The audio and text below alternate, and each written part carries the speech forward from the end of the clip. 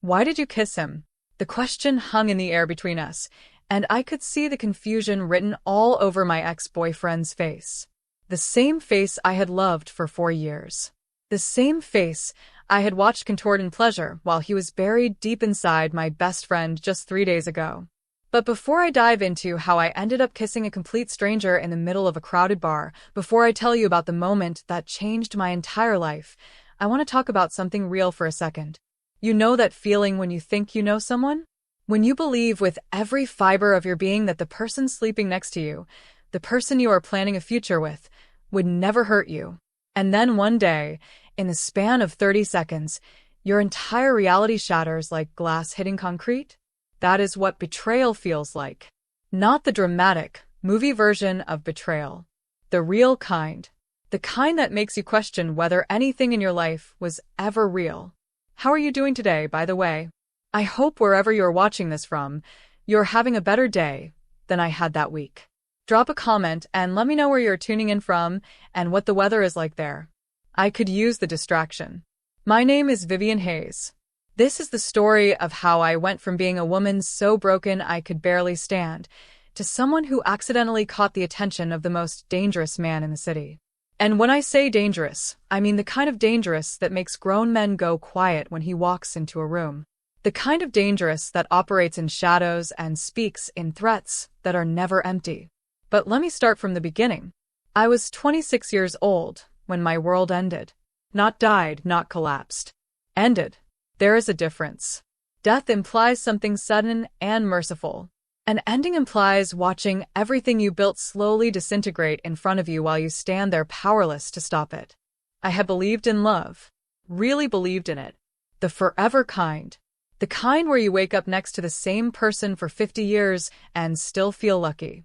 I believed that if you gave someone your whole heart, if you loved them unconditionally and supported their dreams and forgave their mistakes, they would do the same for you.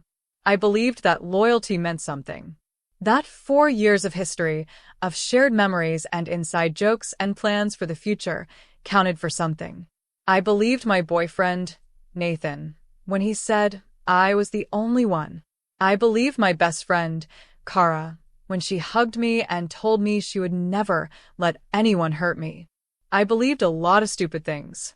It was a Tuesday afternoon when I found them. Funny how the worst moments of your life can happen on the most ordinary days. I had left work early because I was getting a migraine. The kind that makes lights feel like knives stabbing into your skull. I just wanted to go home, take some medication, and sleep it off in the apartment I shared with Nathan. I used my key to open the door. Our apartment was on the 4th floor of a building in a decent neighborhood. Nothing fancy, but it was ours. We had picked out the furniture together. We had painted the bedroom a soft gray because Nathan said it helped him sleep better. We had hung photos of us on the walls. Smiling photos. Happy photos. Lies in frames. The first thing I noticed was Kara's jacket on the couch. The red one I had complimented her on just last week. My brain tried to rationalize it. Maybe she stopped by to see me. Maybe Nathan let her in to wait. Maybe there was a perfectly innocent explanation. Then I heard the sounds coming from the bedroom. You know how people say time slows down during traumatic moments? They're right. Every step I took toward that bedroom door felt like walking through water. My hand on the doorknob felt like it belonged to someone else. The creak of the door opening sounded impossibly loud. And there they were. Nathan's back was to me, his body moving in a rhythm I knew intimately. Kara's legs were wrapped around his waist, her head thrown back, her mouth open in pleasure. The same mouth that had told me 2 weeks ago that Nathan was lucky to have me. The same mouth that had shared secrets with me since we were 14 years old. I must have made a sound because they both froze. Nathan turned his head, and our eyes met. For a split second, just one horrible second, I saw something in his expression that was worse than guilt. I saw relief. Like he had been waiting for this moment. Like getting caught was almost easier than continuing to pretend. Viv, he started, and even had the audacity to sound apologetic. I did not wait to hear the rest. I turned and walked out of that apartment with nothing but my purse and my phone. I left behind 4 years of my life, half my belongings, and every ounce of trust one had ever possessed. The next 3 days were a blur of crying, not eating, and staying with my older sister Lauren, who held me while I fell apart on her bathroom floor at 2 in the morning. She did not say, "I told you," so even though she had never really liked Nathan, she just held me and let me ruin her favorite shirt with tears and mascara. Nathan tried calling, texted apologies that meant nothing. "It just happened. I never meant to hurt you. You deserve better." All the cliches that cheaters use to make themselves feel less monstrous. Kara tried too, but her messages were worse. "You are overreacting. It was just physical. Our friendship is more important than this." As if betrayal had levels. As if there was an acceptable amount of devastation. I blocked them both. But blocking someone's number does not block them from your mind. I kept replaying moments, searching for signs I had missed. Was he thinking of her when he kissed me? Was she laughing at me behind my back during our girls' nights? How long had this been going on? The questions circled my brain like vultures. By the third day, Lauren insisted I needed to get out of her apartment. "You have been wearing the same pajamas for 72 hours, she said, pulling open her closet. "We are going out." "I cannot," I said from her couch where I had basically taken up residence. "You can and you will. You are not going to let them win by turning into a hermit. You're going to put on something that makes you feel good, and we're going to go have a drink." I did not want to go. I wanted to stay buried under blankets and pretend the outside world did not exist. But Lauren was persistent, and somewhere in the back of my broken brain I knew she was right. Hiding was not going to fix anything. So I showered for the first time in 2 days. I put on the black dress Lauren picked out. It was tighter than what I usually wore, hitting mid-thigh with a neckline that showed more chest than I was comfortable with. I let Lauren do my makeup, heavy on the eyeliner, dark lipstick that made me look like someone I did not recognize. Maybe that was the point. "You look hot," Lauren said, standing back to admire her work. I looked like I was trying too hard. Like I was wearing a costume of confidence I did not feel. But I nodded anyway, because what else was I going to do? We went to a bar called the Crimson Room. It was the kind of place that catered to people with money. Dim lighting, expensive liquor, leather booths, and a crowd that dressed like they had somewhere important to be afterward. Lauren knew the bartender, which was how we got in despite the line outside. The music was loud enough to feel in your chest, but not so loud you could not have a conversation. Lauren ordered us both drinks. Something with vodka that tasted like it cost more than my phone bill. I sipped it slowly, looking around at all the people who seemed so normal, so unbroken. Did any of them know what it felt like to have your entire sense of reality ripped away? Or were they all just better at hiding their damage? "Stop thinking," Lauren said, nudging my arm. "Just exist for a few hours." I tried. I really did. I tried to focus on the music, on the burn of alcohol in my throat, on the conversations happening around us. Lauren was talking to someone she knew, laughing at something I did not catch. I was starting to feel the vodka smooth out the sharp edges of my thoughts when I saw them. Nathan and Kara. Across the bar. Together. My entire body went cold, and then hot, and then cold again. They were laughing. Actually laughing. Nathan had his arm around her waist in that casual, possessive way he used to hold me. Kara was leaning into him, smiling up at him like she had won some kind of prize. 3 days. It had been 3 days since I caught them, and they were already out in public together like a real couple. Like I had never existed. Like 4 years of my life with him meant absolutely nothing. The humiliation hit me harder than the heartbreak. It burned through my chest and up my throat and behind my eyes. I felt exposed. Ridiculous. Like everyone in this bar knew what had happened and was watching me to see how I would react. Lauren followed my gaze and immediately went rigid. "Those assholes," she hissed. "Do you want to leave? We can leave right now." But I could not move. I was frozen, staring at them, watching Nathan whisper something in Kara's ear that made her giggle. The same giggle she used to share with me over stupid inside jokes. The same giggle that used to mean safety and friendship and trust. And then Nathan looked up and saw me. Our eyes met across the crowded bar. For a second, just 1 second, something flickered in his expression. Guilt, maybe. Or pity. But then Kara said something and he looked back down at her and smiled. Actually smiled. Like I was not even worth the discomfort of acknowledging.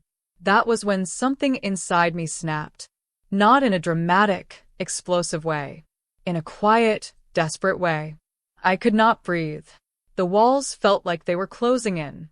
My vision was blurring, and I did not know if it was tears or panic or both. I needed to do something. Anything. I needed them to see that I was fine. That they had not destroyed me. That I could move on just as easily as they apparently had. So, I did the stupidest thing I have ever done in my entire life. There was a man standing a few feet away from me at the bar. I had not really looked at him before. I was too lost in my own spiral. But now I turned toward him, and even through my panic, I registered that he was absurdly attractive. Tall, probably 6'2" or 3. Dark hair that fell in a way that looked effortless but was probably carefully maintained.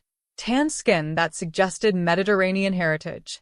Broad shoulders under a dark suit that fit him like it was custom-made. And his face. Sharp jaw shadowed with stubble. High cheekbones. Eyes so dark they looked almost black in the dim bar lighting. He was talking to someone, his attention not on me at all. He looked expensive. Dangerous. Completely out of my league. Perfect. I did not think. Thinking would have stopped me. I just moved on pure impulse and emotion and desperation. I walked up to him, grabbed the lapels of his suit jacket, and pulled him down to my height. And then I kissed him. Not a gentle kiss. Not a tentative kiss. A hard, fierce, trembling kiss that tasted like vodka and heartbreak and every ounce of pain I had been carrying for 3 days. I kissed him like he was oxygen and I was drowning. I kissed him like it would somehow erase the image of Nathan and Kara from my brain. For a second, he went completely still. Frozen. And in that second, reality started to crash back in. Oh God. What had I just done? I had just assaulted a complete stranger. I was going to get thrown out of this bar. Or arrested. Or both. But then his hands came up to cup my face. Gentle. Almost protective. And instead of pushing me away, he kissed me back. The bar around us seemed to go quiet. Or maybe that was just in my head. But I swear the noise level dropped. I could feel people staring. I did not care. For the first time in 3 days, I was not thinking about Nathan or Kara or the apartment or any of it. I was just existing in this single moment with this stranger's hands on my face and his mouth on mine. When I finally pulled away, breathless and shaking, I made the mistake of looking up at him.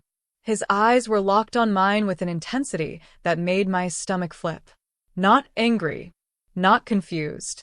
Something else. Something I could not name. He was studying me like he could see straight through the makeup and the dress and the bravado to the broken mess underneath.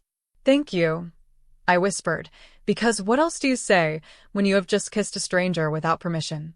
I tried to step back, to run, to disappear into the crowd and pretend this had never happened. But his hands were still on my face, and he did not let me go. Not roughly. Not aggressively. But firmly. Who hurt you? His voice was deep, accented slightly with something I could not quite place. Italian, maybe. Or Greek. The question caught me so off guard that I actually laughed. A harsh, broken sound. Does it matter? His thumb brushed across my cheekbone, and I realized with horror that I was crying. When had I started crying? It matters, he said simply. Before I could respond, before I could process what was happening, I heard Nathan's voice behind me. Viv, what the hell are you doing? I turned and there he was. Nathan. Looking angry and confused and somehow offended, like I had done something wrong. Kara was behind him, her eyes wide, her mouth slightly open in shock. That is none of your business anymore, I said, and I was surprised by how steady my voice sounded. You are making a scene, Nathan said, stepping closer. You need to calm down. I need to calm down? The laugh that came out of me was almost manic. You are unbelievable. Look, I know you are upset, but this is ridiculous, Nathan continued, gesturing at me like I was a child throwing a tantrum. We can talk about this like adults. There is nothing to talk about, I said. You made your choice. It is not that simple. Kara chimed in, and the sound of her voice made me want to scream. If you would just listen. I do not want to hear it, I said, my voice rising despite my best efforts to stay calm. I do not want to hear your excuses or your justifications or whatever story you have convinced yourselves makes this okay.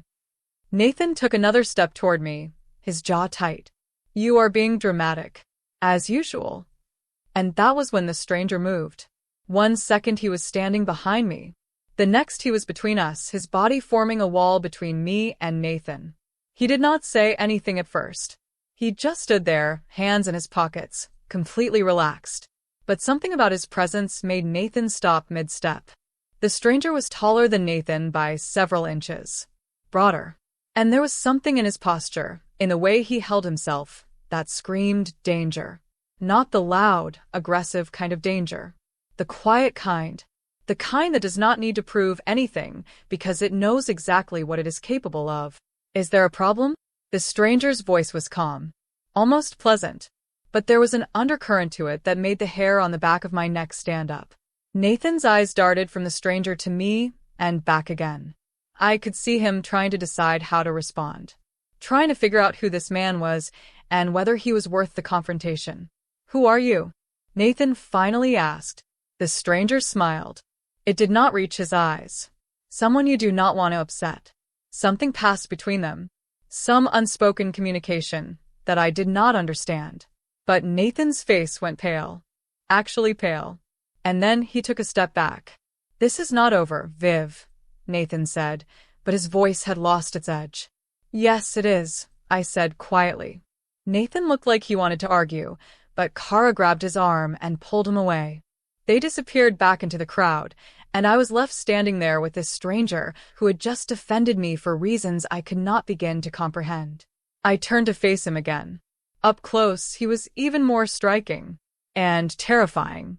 There was a tattoo peeking out from his collar, dark lines that disappeared under his shirt, another on his hand, across his knuckles, some kind of symbol I did not recognize. Thank you, I said again, because apparently that was the only thing my brain could come up with. He tilted his head slightly, still studying me with those impossibly dark eyes. What is your name? Vivian, I said before I could stop myself. Viv. Vivian, he repeated, like he was testing the way it sounded. I am Dante. Dante. The name fit him somehow. Dark and dangerous and beautiful in a way that felt forbidden. I should not have kissed you, I said, the mortification finally catching up with me. I am so sorry. I was not thinking. I just saw my ex and I panicked, and you were there, and I am so sorry. Do not apologize, Dante said. His accent was definitely Italian now that I was paying attention. You needed help. I helped. By letting me assault you? The corner of his mouth twitched. Almost a smile. I have experienced worse. I did not know what to say to that. My head was spinning. From the alcohol, from the adrenaline, from the sheer insanity of the last 10 minutes. I needed to leave. I needed to get out of this bar and away from this man who was looking at me like he could see every broken piece inside me. I need to go, I said, taking a step back. Wait. Dante reached into his jacket and pulled out a card. Simple black card with a phone number embossed in silver. Nothing else. He held it out to me. In case you need help again. I should not have taken it. Every instinct I had was screaming that this man was dangerous.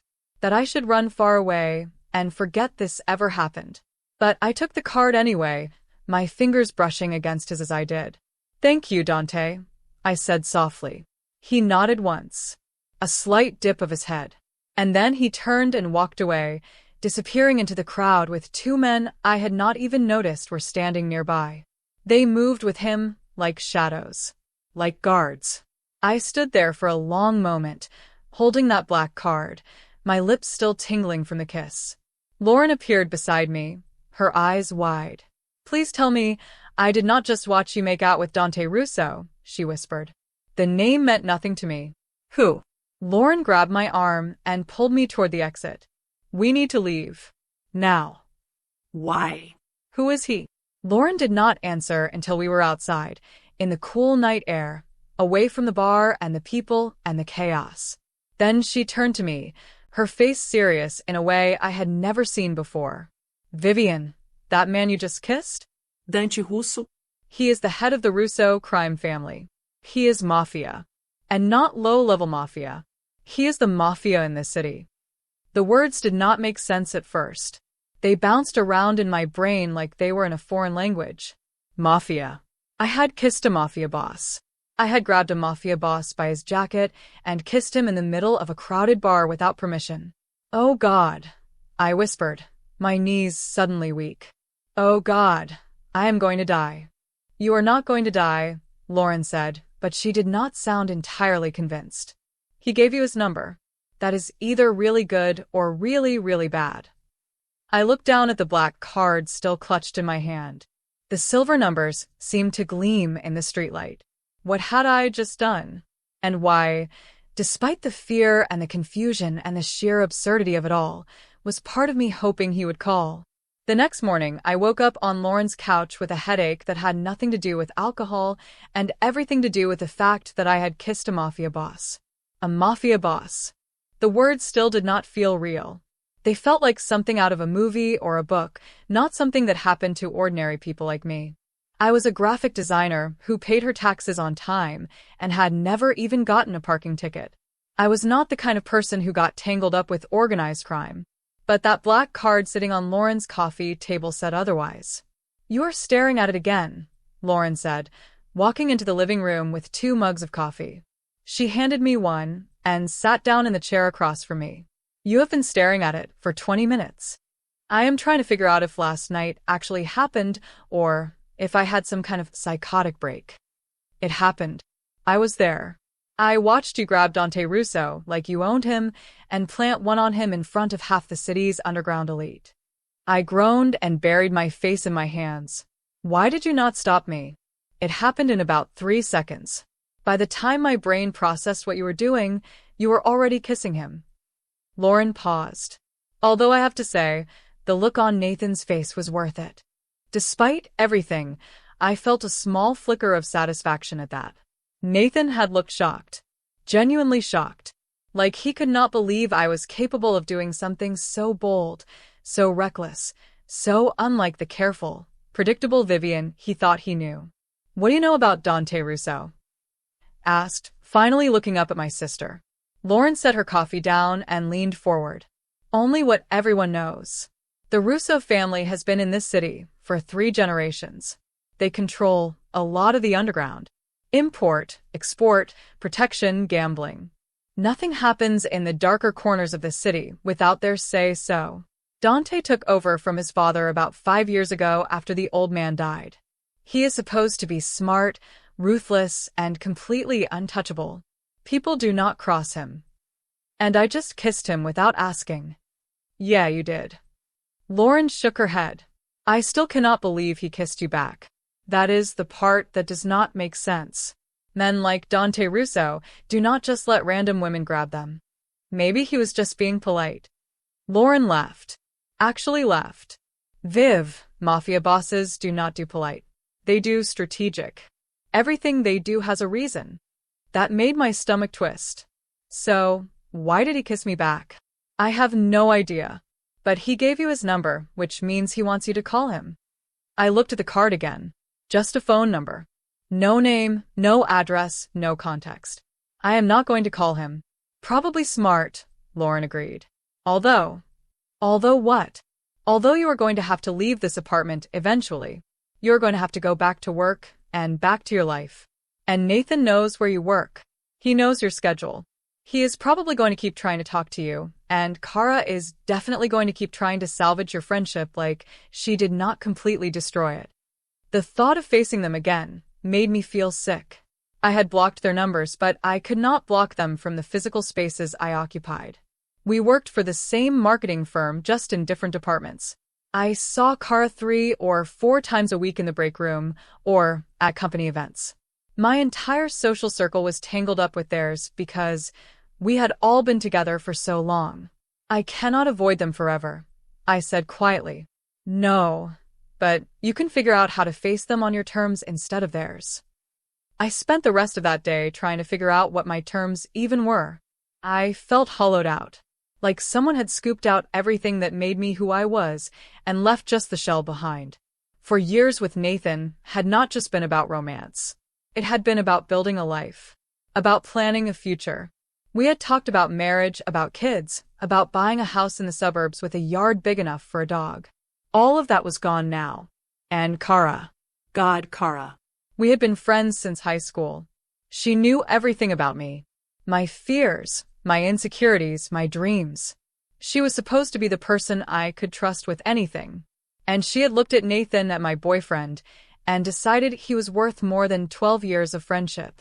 The betrayal from Kara somehow hurt worse than Nathan's. I had loved Nathan, but I had never expected him to be perfect.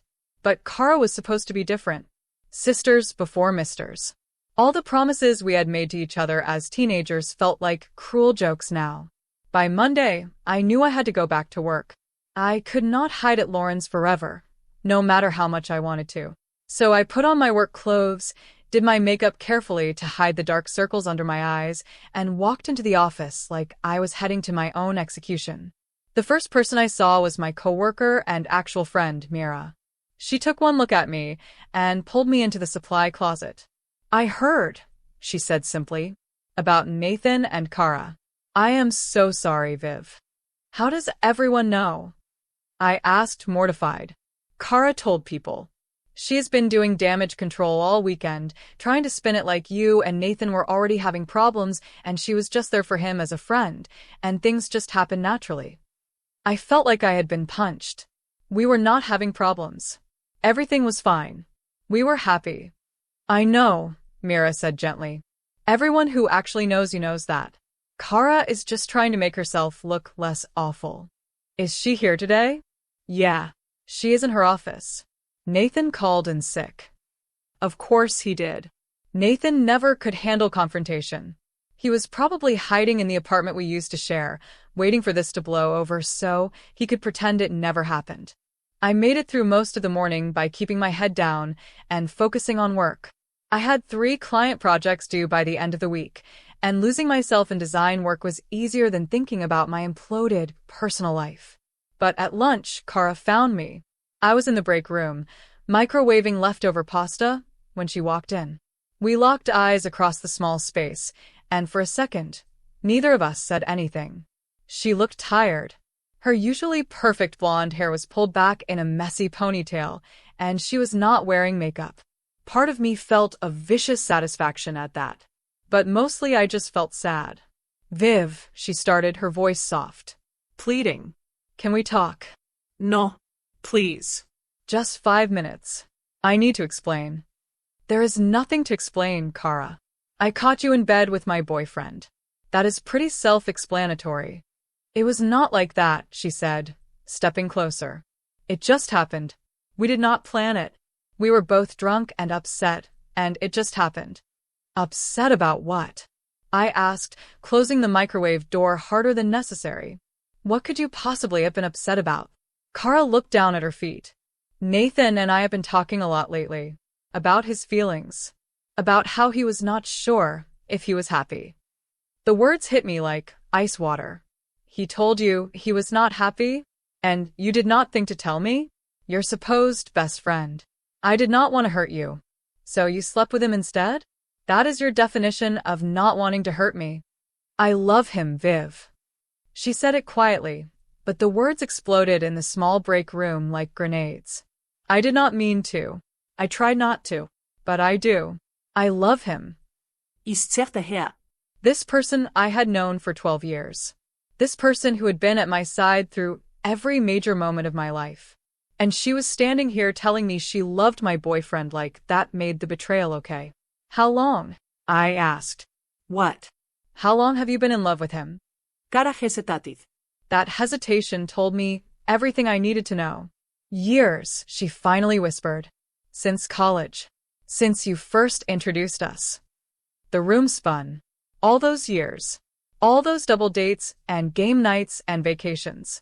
She had been in love with Nathan the entire time. Watching us, waiting, wanting what I had. Get out, I said, my voice barely above a whisper. Viv, please. Get out. Now. Before I do something we will both regret. Kara's eyes filled with tears, but she turned and left. And I stood there in that break room with my lukewarm pasta and my shattered trust, trying not to completely fall apart in the middle of my workplace. I did not eat lunch. I went back to my desk and threw myself into work with an intensity that made my eyes burn. Numbers and color palettes, and client feedback. Anything to not think about the fact that my best friend had been coveting my relationship for years. At 5:30, I packed up my things and headed for the elevator. I just wanted to get back to Lauren's apartment, crawl under a blanket, and pretend the world did not exist. But when the elevator doors opened in the parking garage, Nathan was there, leaning against my car, waiting for me. We need to talk, he said when he saw me. No, we do not. I walked past him and pulled out my keys. Viv, come on. You cannot avoid me forever. Watch me. I unlocked my car, but Nathan grabbed the door before I could open it. I am sorry, he said. I am really, truly sorry. I never meant for you to find out that way. I was going to tell you. When? After you got her pregnant? After you moved her into our apartment? When exactly were you planning to tell me? It is complicated. It is really not, I said, yanking the door open despite his grip on it. You wanted someone else. You chose someone else. The only complicated part is that you are too much of a coward to own it. That is not fair. Fair. I turned on him, and I could feel 4 days of rage and hurt and humiliation bubbling up inside me. You want to talk about fair? You slept with my best friend in the bed we shared, and you are worried about what is fair. I did not plan for this to happen. You never plan for anything, Nathan. That is your problem. You just drift along and take whatever is easy and convenient, and right now Kara is easy and convenient because she has been pining after you for years. Nathan's face flushed. She told you that? She did. So, congratulations. You got the girl who actually wants you. I hope you are very happy together. I got in my car, but before I could close the door, Nathan grabbed my arm. Not hard, but firm enough to stop me. Let go of me, I said, my voice cold. I still care about you, Viv. I do not want things to end like this. You should have thought about that before you stuck your dick in my best friend. I yanked my arm free, slammed the car door, and drove away. My hands were shaking so hard I could barely hold the steering wheel. Tears were streaming down my face, making it hard to see. I made it 3 blocks before I had to pull over because I was crying too hard to drive safely. I sat there in my car in some random parking lot, sobbing like my heart was being ripped out of my chest all over again. Because it was. Every conversation, every confrontation, every reminder of what they had done felt like a fresh wound. My phone buzzed.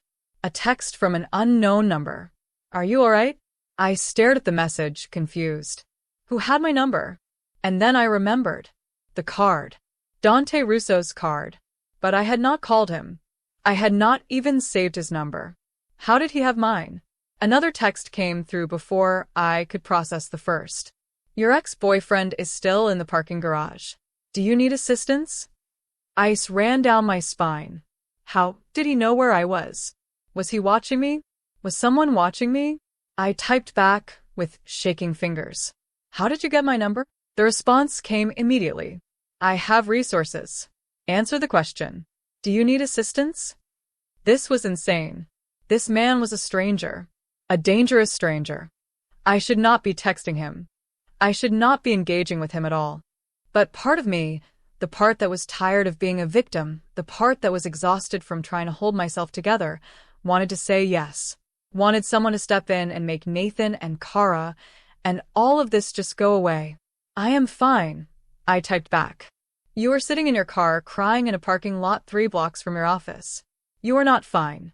He was definitely watching me. Or having me watched. Which should have terrified me. But instead, weirdly, it made me feel less alone. I will be fine, I corrected. There was a longer pause this time. Then, you have my number if you change your mind. I set my phone down and tried to pull myself together. I wiped my face, fixed my makeup as best I could with the mirror on my sun visor, and took several deep breaths. Then I drove back to Lauren's apartment, my mind racing. Dante Russo was having me followed, or watched, or something, which meant I had caught his attention in a way that went beyond a random kiss in a bar. And I had no idea if that was a good thing or a very, very bad thing. When I got back to the apartment, Lauren took one look at me and poured us both wine. "Rough day?" she asked. Kara told me she has been in love with Nathan since college, since I first introduced them. And Nathan cornered me in the parking garage. Jesus, Laura embriated. And Dante Russo apparently has been having me followed because he knew exactly where I was and that Nathan was in the parking garage and that I was sitting in my car crying 3 blocks away. Lauren's eyes went wide. "He texted you?" I showed her my phone. She read the messages, her expression shifting from shock to concern to something I could not quite identify. "Viv, this is not normal protective behavior. This is surveillance. He is having you actively watched." "I know. That should scare you." "It does," I admitted. "But also it does not." "Is that crazy?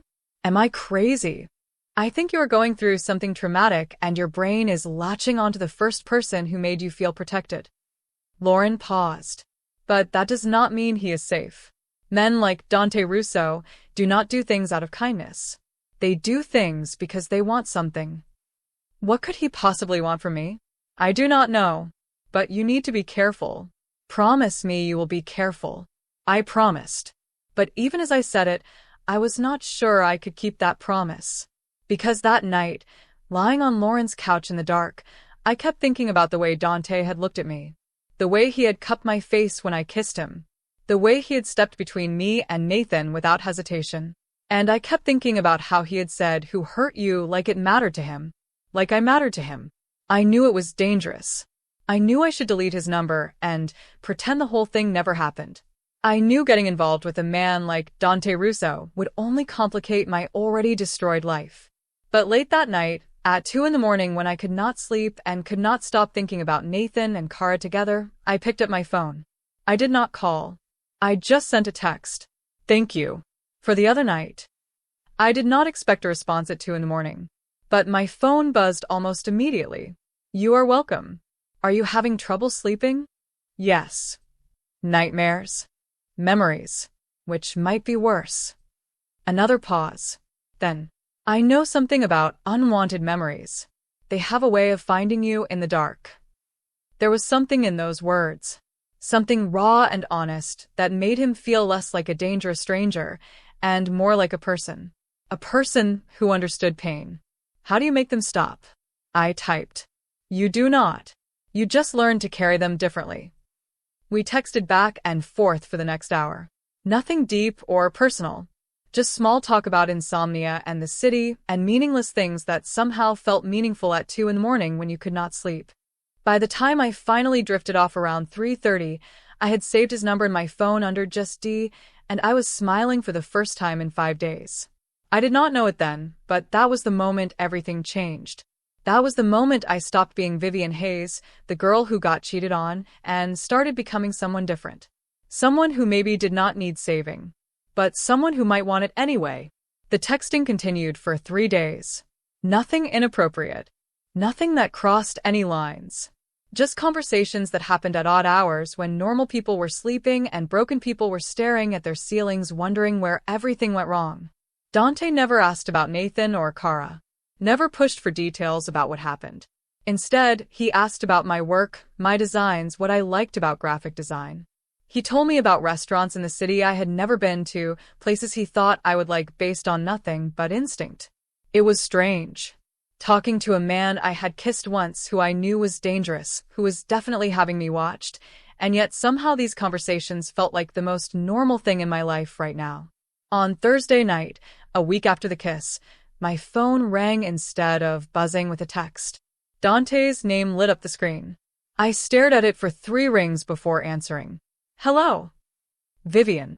His voice was deeper on the phone, that Italian accent more pronounced. "Are you busy?" No. "Just sitting here pretending to watch television. Have dinner with me?"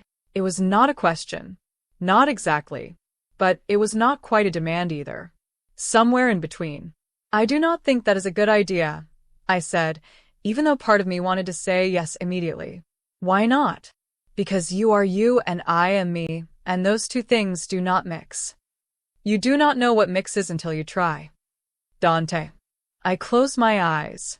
I just got out of a 4-year relationship. I am not looking for anything. I am not offering anything. Just dinner. Food. Conversation. Nothing more.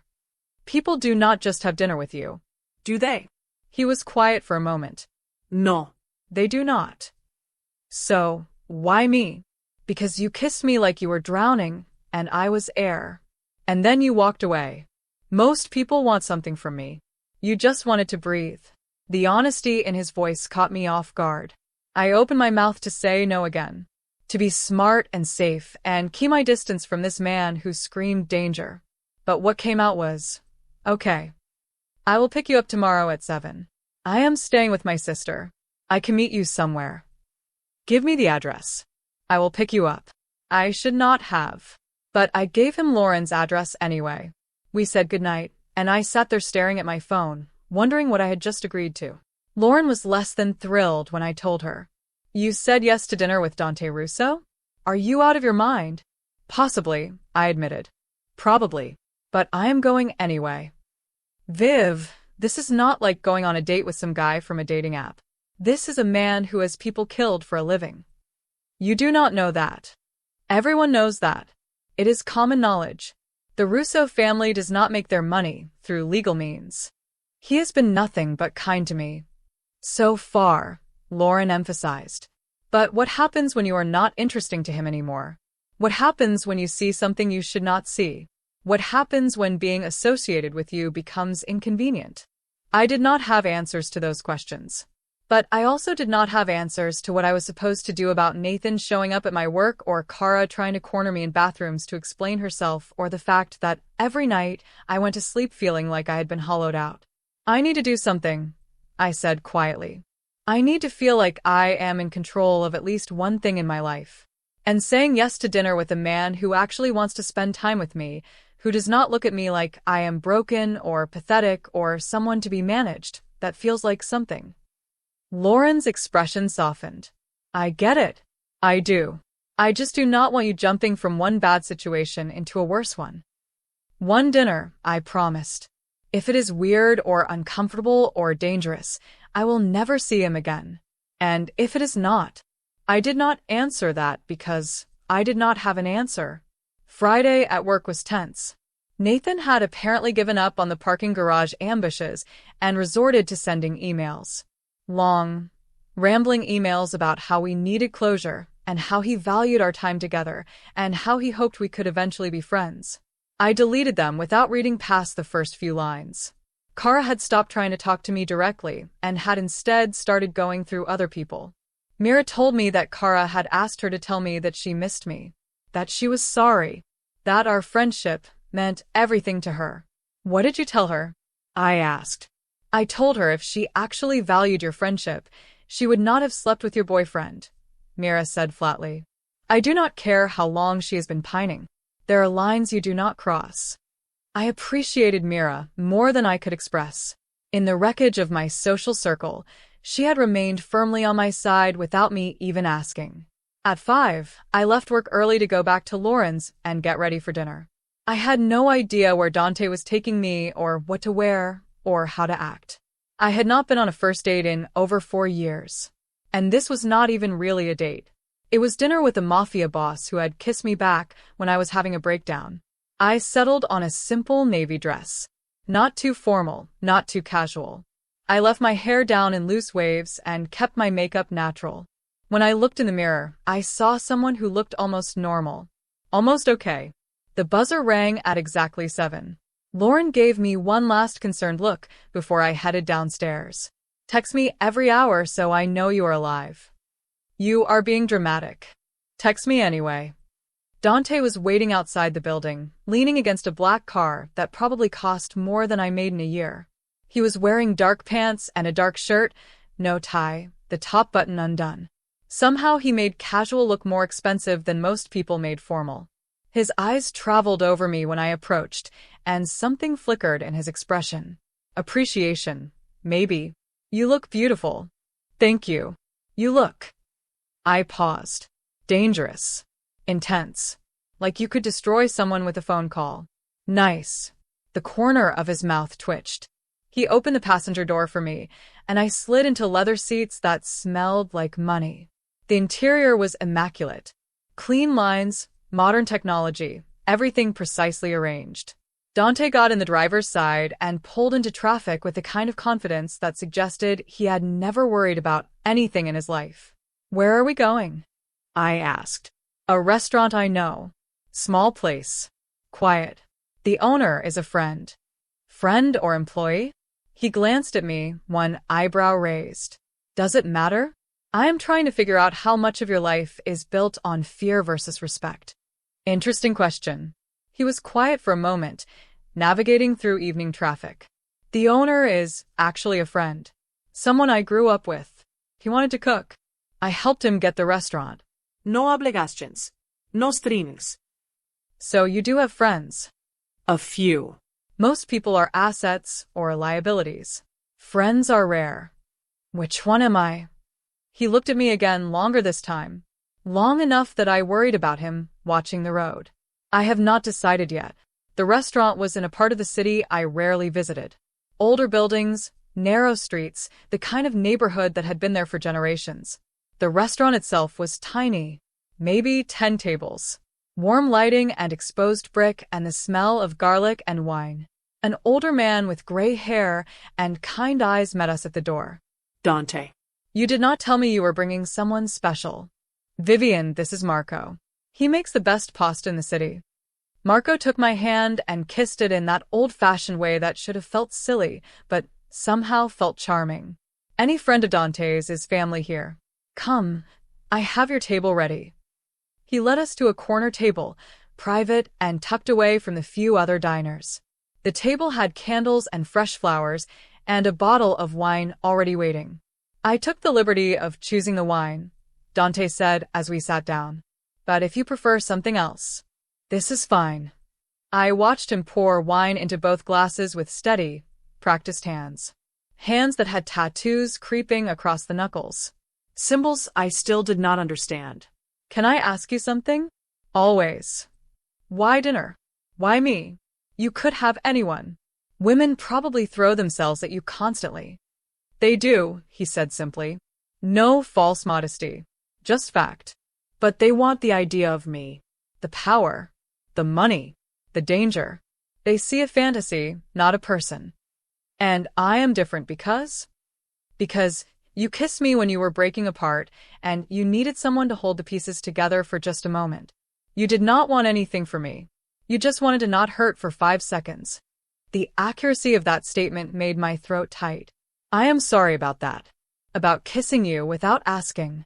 Stop apologizing. His voice was firm, but not unkind. I told you before. You needed help. I helped. If I had not wanted to kiss you back, I would not have. Do you always do what you want? Yes. No hesitation. Life is too short and too brutal to waste time on things you do not want. Marco appeared with food. Plates of pasta that looked like art and smelled like heaven. Fresh bread. Olive oil with herbs. Simple food done perfectly. We ate and talked. About everything and nothing. Dante asked about my family, and I told him about Lauren and my parents who lived upstate and my younger brother who was teaching English in Japan. He told me about growing up in this neighborhood, about his father who had been hard but fair, about learning the family business from the ground up. He did not sugarcoat what he did not pretend to be something he was not. My family operates outside the law, he said simply. We always have. I will not lie to you about that. Does it bother you? What you do? He considered the question. The world is not black and white, Vivian. It is many shades of gray. What I do keeps order in chaos. Protects people who cannot protect themselves. Provides services that people want but society pretends do not exist. Is it legal? No. Is it moral? He shrugged. That depends on your definition of morality. That is a politician's answer. I am not a politician. I am honest about what I am. And he was disturbingly honest. He did not try to justify or explain away the reality of his life. He simply stated it as fact and let me decide how I felt about it. Somewhere between the pasta and the tiramisu that Marco insisted we try, I realized I was enjoying myself. Actually enjoying myself. For the first time in over a week, I was not thinking about Nathan or Kara, or what had been destroyed. I was just existing in this moment with this complicated, dangerous, strangely honest man. Tell me about your ex, Dante said as we were finishing dessert. The question surprised me. Why? Because he hurt you. And I want to understand why. I set down my fork. He cheated on me with my best friend. That is the simple version. Nothing is ever simple. Dante leaned back in his chair, wine glass in hand, studying me with those dark eyes that saw too much. How long were you together? For years. Did you love him? I thought I did. Now I do not know if I loved him or just loved the idea of him. The life we were building. The future we had planned. And the friend. 12 years of friendship. Since high school. She was supposed to be the person I could trust with anything. I could hear the bitterness in my own voice. Turns out she had been in love with him since the day I introduced them. Years of pretending to be my friend while wanting what I had. Dante's jaw tightened. It was subtle, but I caught it. Betrayal from someone you trust is worse than betrayal from an enemy. Enemies are expected to hurt you. Friends are supposed to protect you. You sound like you have experience with that. Everyone in my world has experience with that. Trust is currency. Betrayal is death. The way he said it made me wonder if he was being metaphorical or literal. Probably both. What happened to the person who betrayed you? I asked. His expression went cold. Completely cold. Like a door slamming shut. They learned that actions have consequences. I did not ask for details. I was not sure I wanted to know. Marco came over to clear our plates, refusing to let us pay despite my protests. Friends of Dante eat for free, he insisted. Besides, it is good to see him with someone who makes him smile. I do not smile that much, Dante said. Exactly my point. We left the restaurant around 10. The city was alive with Friday night energy. People spilling out of bars, couples walking hand in hand, cars crawling through traffic. Dante opened my door again, that old-fashioned courtesy that felt genuine rather than performative. Thank you for dinner, I said as he drove back toward Lauren's apartment. I needed that more than I realized. You are welcome. He paused. Can I ask you something now? Fair is fair. What do you want, Vivian? Not what you wanted before. Not what you thought you were building with your ex. What do you actually want for your life now? No one had asked me that. Everyone had been asking if I was okay, if I needed anything, telling me it would get better with time. But no one had asked what I actually wanted. I do not know, I admitted. A week ago, I thought I knew exactly what I wanted. Now, everything I thought I wanted was built on lies. So I guess I want to figure out who I am when I am not trying to be what someone else needs me to be. That is a good start. He pulled up outside Lauren's building. I expected him to say goodnight, but instead he turned off the car and looked at me. I am going to say something, and I need you to listen carefully. His tone made me nervous. Okay. Your ex-boyfriend is going to become a problem. He will not let this go quietly. Men like him, men who lose something they took for granted, they either crawl away or they become obsessive. And everything I have seen suggests he is the second type. How do you know? Because I have been watching him. He has been to your work 6 times this week. He has driven past this building twice. He has contacted 3 of your mutual friends trying to get information about where you are and who you are with. The cold feeling was back in my stomach. He is just trying to talk to me. No. He is trying to control the narrative. To manage you. To make sure you do not move on in a way that makes him look bad. Dante's voice was calm, but serious. I am telling you this because you need to be careful. And because if he becomes more than an annoyance, I can handle it. Handle it how? However you want me to. The implications of that statement hung in the air between us. Dante was offering to deal with Nathan. And I had a feeling his version of dealing with problems was permanent. I do not want you to hurt him, I said quietly. Then I will not. But I will make sure he leaves you alone. Do I have your permission to do that? I should have said no. I should have insisted I could handle my own problems. But the truth was Nathan was already becoming more than I could handle. And the idea of someone stepping in, of someone protecting me, was too tempting to refuse. Yes, I whispered. You have my permission. Dante nodded once. Then he got out of the car and came around to open my door. He walked me to the building entrance, and before I could say goodnight, he reached out and tucked a strand of hair behind my ear. I meant what I said at the restaurant. You are not an asset or a liability, Vivian. I have not figured out what you are yet, but I intend to. Then he turned and walked back to his car, leaving me standing in the doorway with my heart racing and my mind spinning. Lauren was waiting when I got upstairs. How was it? Complicated. Did he try anything? No. He was a perfect gentleman, which somehow makes him more dangerous. I told her about dinner, about the conversation, about Dante's warning about Nathan. I did not tell her about giving him permission to handle it. That felt like a line I had crossed that I was not ready to examine too closely. That night, I lay awake thinking about what Dante had asked me. What did I want? I wanted to stop feeling broken. I wanted to stop jumping every time my phone buzzed thinking it might be Nathan or Kara. I wanted to feel safe in my own life again. And maybe, just maybe, I wanted to see where this thing with Dante could go. Even though it was reckless. Even though it was dangerous. Even though every logical part of my brain was screaming that getting involved with him was a terrible idea. But I had spent 4 years being logical and careful and doing the right thing. And where had that gotten me? Maybe it was time to be reckless. Maybe it was time to see what happened when you stopped playing it safe and started playing with fire. My phone buzzed. A text from Dante. Sleep well, Vivian. Sweet dreams. I smiled despite myself and typed back. You too. Then I added his number to my favorites and fell asleep with my phone in my hand, wondering what I had just gotten myself into and finding that I did not really care. The next morning, Nathan stopped showing up at my work. It was that sudden. That complete. Friday he had been there in the parking garage, sending emails, trying to corner me. By Monday, nothing. No texts. No emails. No appearances. Just silence. Mira noticed first. It is weird, right? That he just stopped.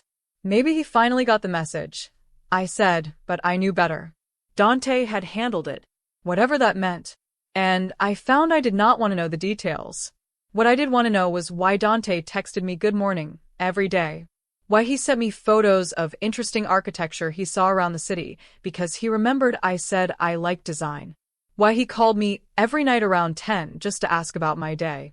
This is dating, Lauren said one evening while we were cooking dinner. You realize that, right? You're dating a mafia boss. We have not even kissed since that first night. Because he is being smart. He is letting you come to him instead of pushing. Which honestly makes him more dangerous, not less. She was probably right. But I found I did not care. By the second week, Dante asked me to dinner again. And then again a few days later. Sometimes we went to restaurants. Sometimes we just drove around the city, while he pointed out buildings his family owned or places that held memories from his childhood. He told me about his mother, who had died when he was 15. About how she had been the softness in a hard world. About how losing her had changed his father into someone colder, more ruthless. I think that is when I learned that love is dangerous, Dante said one night as we sat in his car overlooking the water. Because when you love something, losing it destroys you. So, you just do not love anything? I did not say that. I said it is dangerous. But some things are worth the danger. The way he looked at me when he said it made my breath catch. I told him things too. About my parents' divorce when I was 10. About how I had spent my teenage years trying to be perfect so no one would leave again. About how that probably explained why I had stayed with Nathan even when things felt off, even when my gut told me something was wrong. You ignored your instincts to keep peace, Dante said. That is how people like your ex operate. They condition you to doubt yourself until you cannot trust your own perception of reality. You sound like you have studied this. I have studied manipulation extensively. It is useful in my line of work, knowing how people think, what drives them, how to read them. He turned to face me. You are easier to read than most. Is that good or bad? It is honest. I value honesty. By the third week, I realized I was not staying at Lauren's apartment because I had nowhere else to go. I was staying there because going back to the apartment I had shared with Nathan felt impossible. All our stuff was still there. His clothes in the closet. Our photos on the walls. For years of shared life that I could not face sorting through. You need to get your things, Lauren said gently. You cannot avoid it forever. I know. I just do not want to see him. So, do not go alone. Take someone with you. I knew who she meant, and I knew I should not ask. Should not pull Dante further into my mess. But when he called that night, I found myself saying, "Can I ask you for a favor?" Anything. I need to get my things from my old apartment, and I do not want to go alone. Nathan still has a key, and I do not trust him not to show up. When do you want to go? Tomorrow? Saturday? He works Saturday mornings, so the apartment should be empty. I will pick you up at 9. It was that simple. No questions, no hesitation. Just immediate agreement.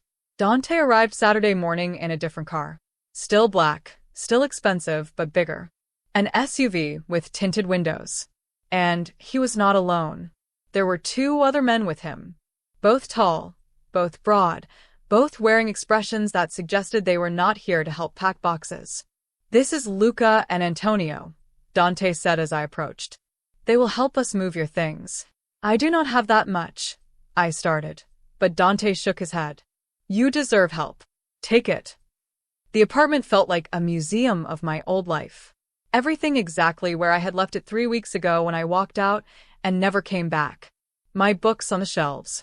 My coffee mug in the dish drainer. My slippers by the bed. And evidence of Kara everywhere. Her toothbrush in the bathroom. Her jacket on the back of a chair. A photo of her and Nathan on his nightstand where a photo of me used to be. I stood in the bedroom doorway, frozen, while Dante came up behind me. Tell me what you want to keep, he said quietly. We will handle the rest. I went through the apartment in a daze, pointing at things that were mine. Clothes, books, kitchen items I had bought, my laptop and work equipment. Luca and Antonio packed everything with military efficiency, while Dante stayed by my side, a solid presence that kept me from falling apart. When we were almost done, I heard a key in the lock. I froze. It was only 10:30. Nathan was not supposed to be back yet. The door opened and Nathan walked in, stopping dead when he saw us. His eyes went from me to Dante to the 2 very large men carrying boxes out of his apartment. What the hell is going on? Nathan demanded.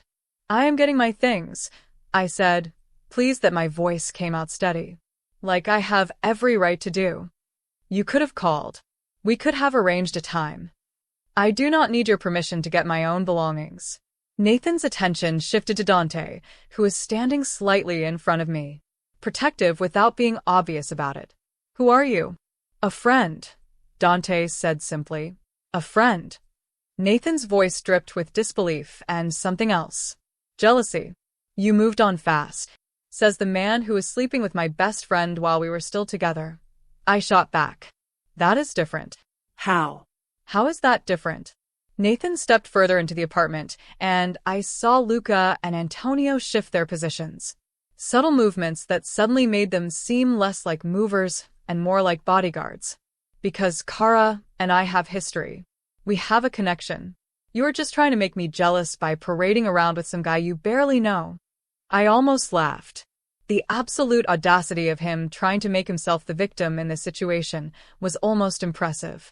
Nathan, I do not care enough about you anymore to try to make you jealous.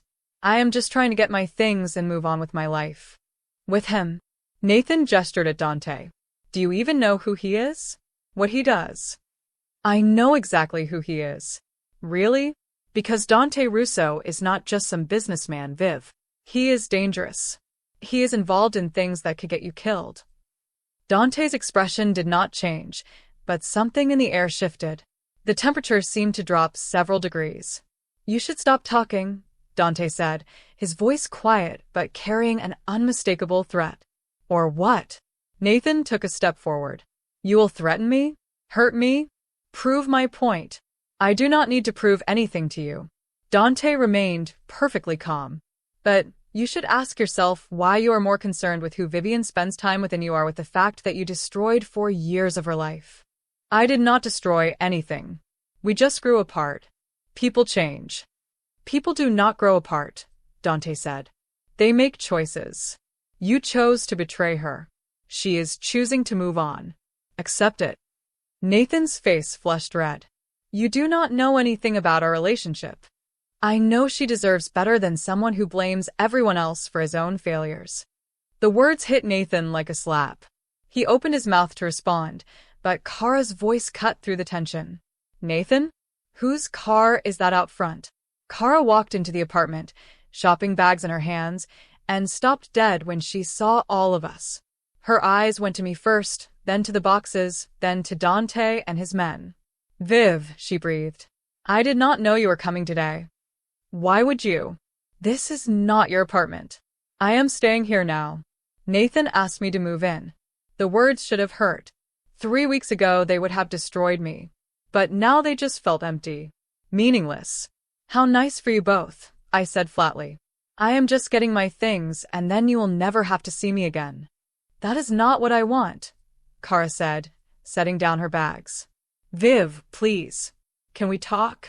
Just the two of us. There is nothing to talk about. Yes, there is. There is so much I need to explain. So much you do not understand. What do I not understand, Kara? That you have been in love with my boyfriend for years? That you pretended to be my friend while waiting for your chance? That you saw me planning a future with him and decided you wanted it instead? Which part am I not understanding? Kara's eyes filled with tears. Real tears that once would have made me soften. Now they just made me angry. I never meant to hurt you. I tried to fight it. I tried to just be your friend and be happy for you. But Nathan and I, we have something real. Something you two never had. Something real, I repeated. Built on lies and betrayal. I am sure that will last forever. You do not understand what it is like, Kara continued, her voice breaking. Watching the person you love be with someone else. Pretending to be happy for them, dying inside every time they talked about their future. I spent years hurting, Viv. Years. So, you decided I should hurt instead? That is your justification? You were in pain, so I should be too. That is not what I am saying. Then what are you saying? Because it sounds like you are trying to make me feel sorry for you. Poor Kara, in love with her best friend's boyfriend. How tragic. How romantic. My voice was rising despite my best efforts to stay calm. Except it is not romantic. It is selfish. You could have walked away. You could have distanced yourself. You could have done literally anything other than sleeping with him in the bed I shared with him. Nathan stepped forward. Viv, that is enough. Do not tell me what is enough. You do not get to manage my emotions anymore. Either of you. Dante's hand touched my lower back. A light touch, grounding. We have everything. It is time to go. He was right. Standing here arguing with them was not going to change anything. They had already decided they were the victims in this story. That their love justified the betrayal. Nothing I said would penetrate that delusion. Luca and Antonio had finished loading the last boxes. The apartment that had been half mine an hour ago was now completely theirs. For years erased like I had never existed. Goodbye, Nathan. Goodbye, Kara. I hope you are very happy together. I turned to leave, but Kara grabbed my arm. Please do not do this. Our friendship is too important. I looked down at her hand on my arm, then up at her face. Our friendship ended the moment you decided he was more important than 12 years of trust. Let go of me. She did, tears streaming down her face. Nathan put his arm around her, comforting her, like she was the one who had been wronged. I walked out of that apartment with Dante beside me and did not look back. In the car, I finally let myself feel it. Not sadness. Not grief. Just anger. Hot, clean anger that felt better than the hollow, ache I had been carrying.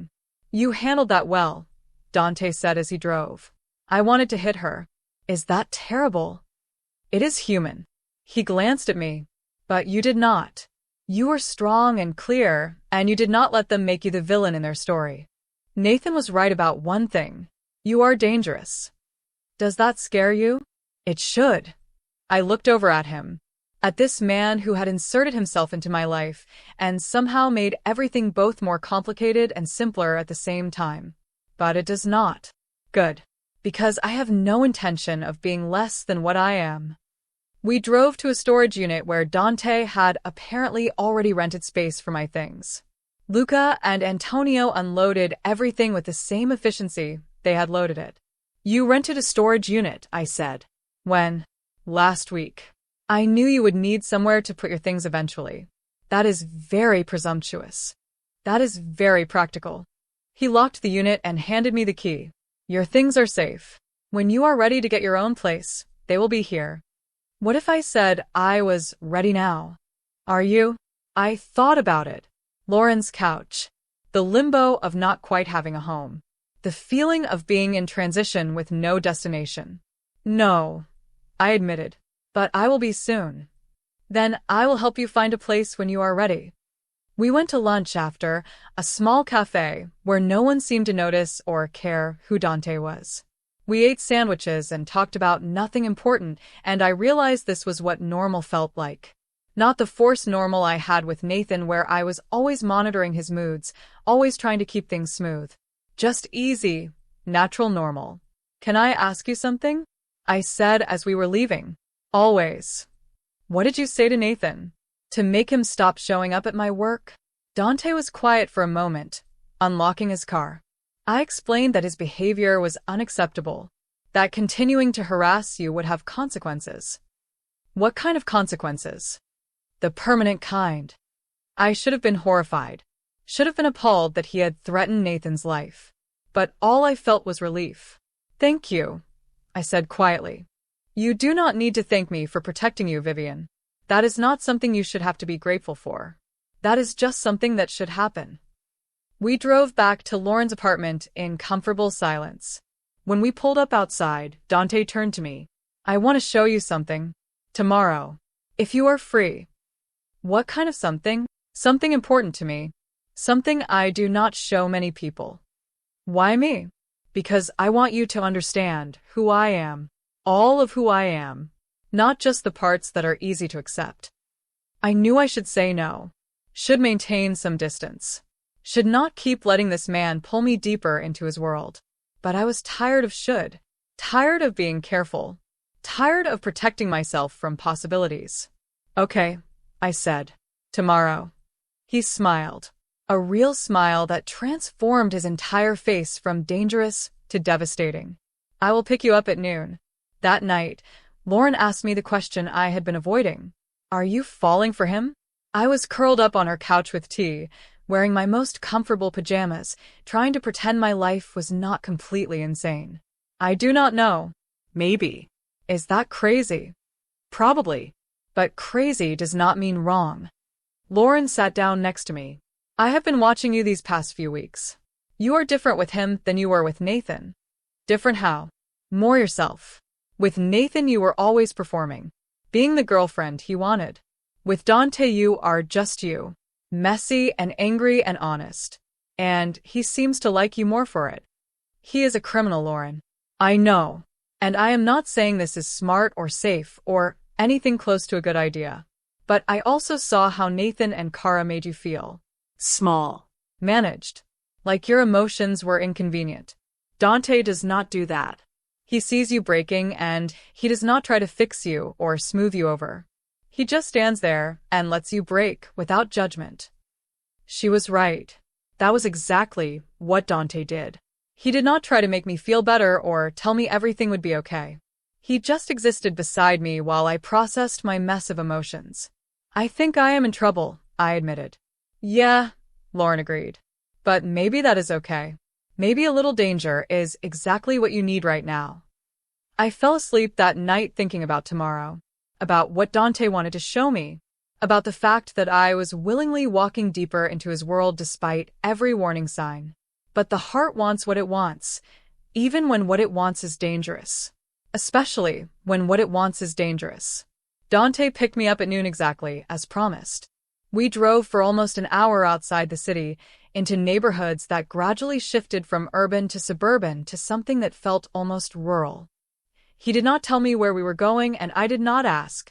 I was learning to trust him in ways that should have terrified me, but somehow felt natural. Finally, we pulled up to a cemetery. Old, sprawling, with weathered headstones and ancient trees that provided shade from the afternoon sun. "This is what you wanted to show me?" I asked as we got out of the car. "Part of it." He led me through rows of graves until we stopped in front of a simple headstone. The name read Isabella Russo, with dates that confirmed she had died when Dante was 15. "My mother," he said quietly. "I come here every Sunday. Talk to her. Tell her about my week." I stayed silent, letting him have this moment. "She would have liked you," he continued. "She always said I needed someone who would challenge me. Someone who would not be intimidated by what I am." He turned to look at me.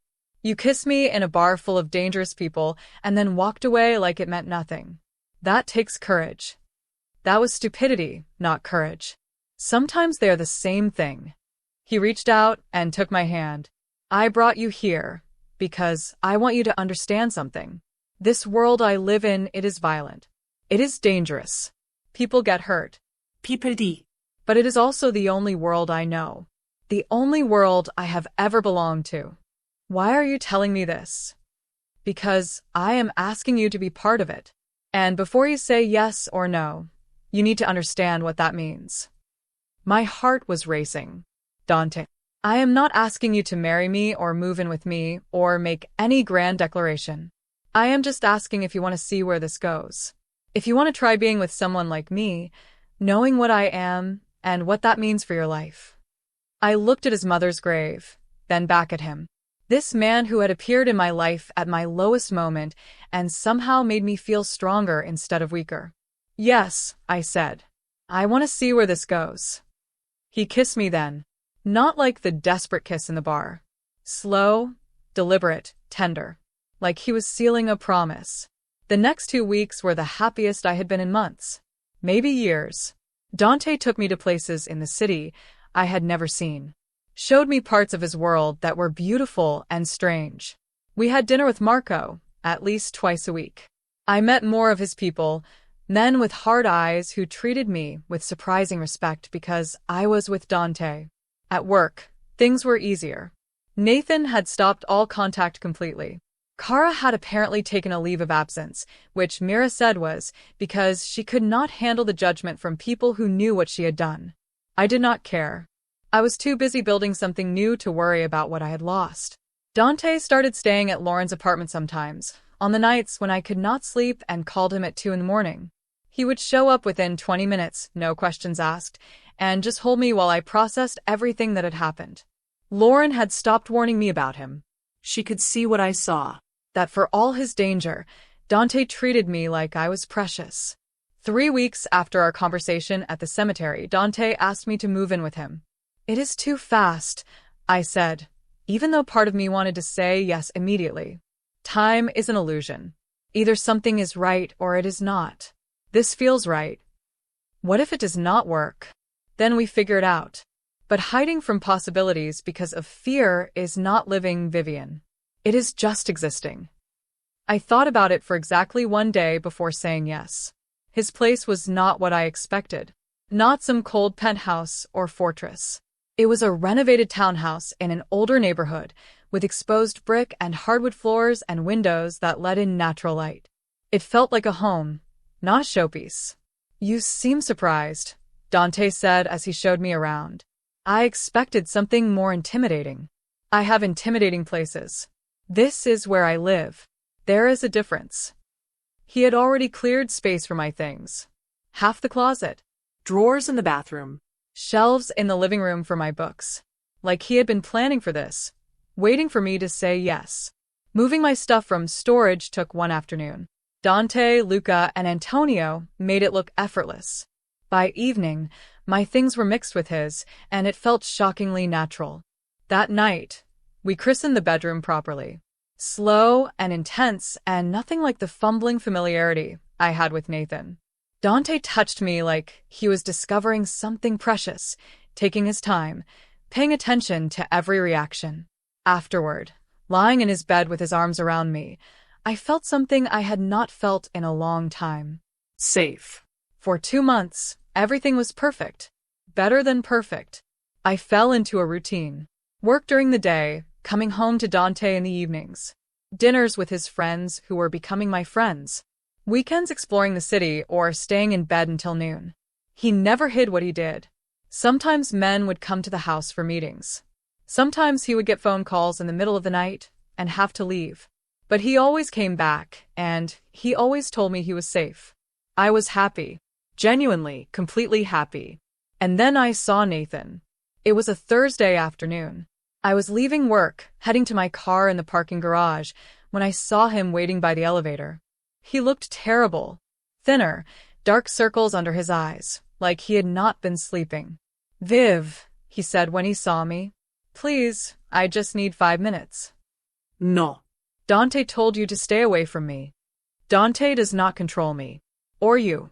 Nathan took a step closer. Please. I need to tell you something important. Every instinct told me to walk away. But something in his expression made me pause.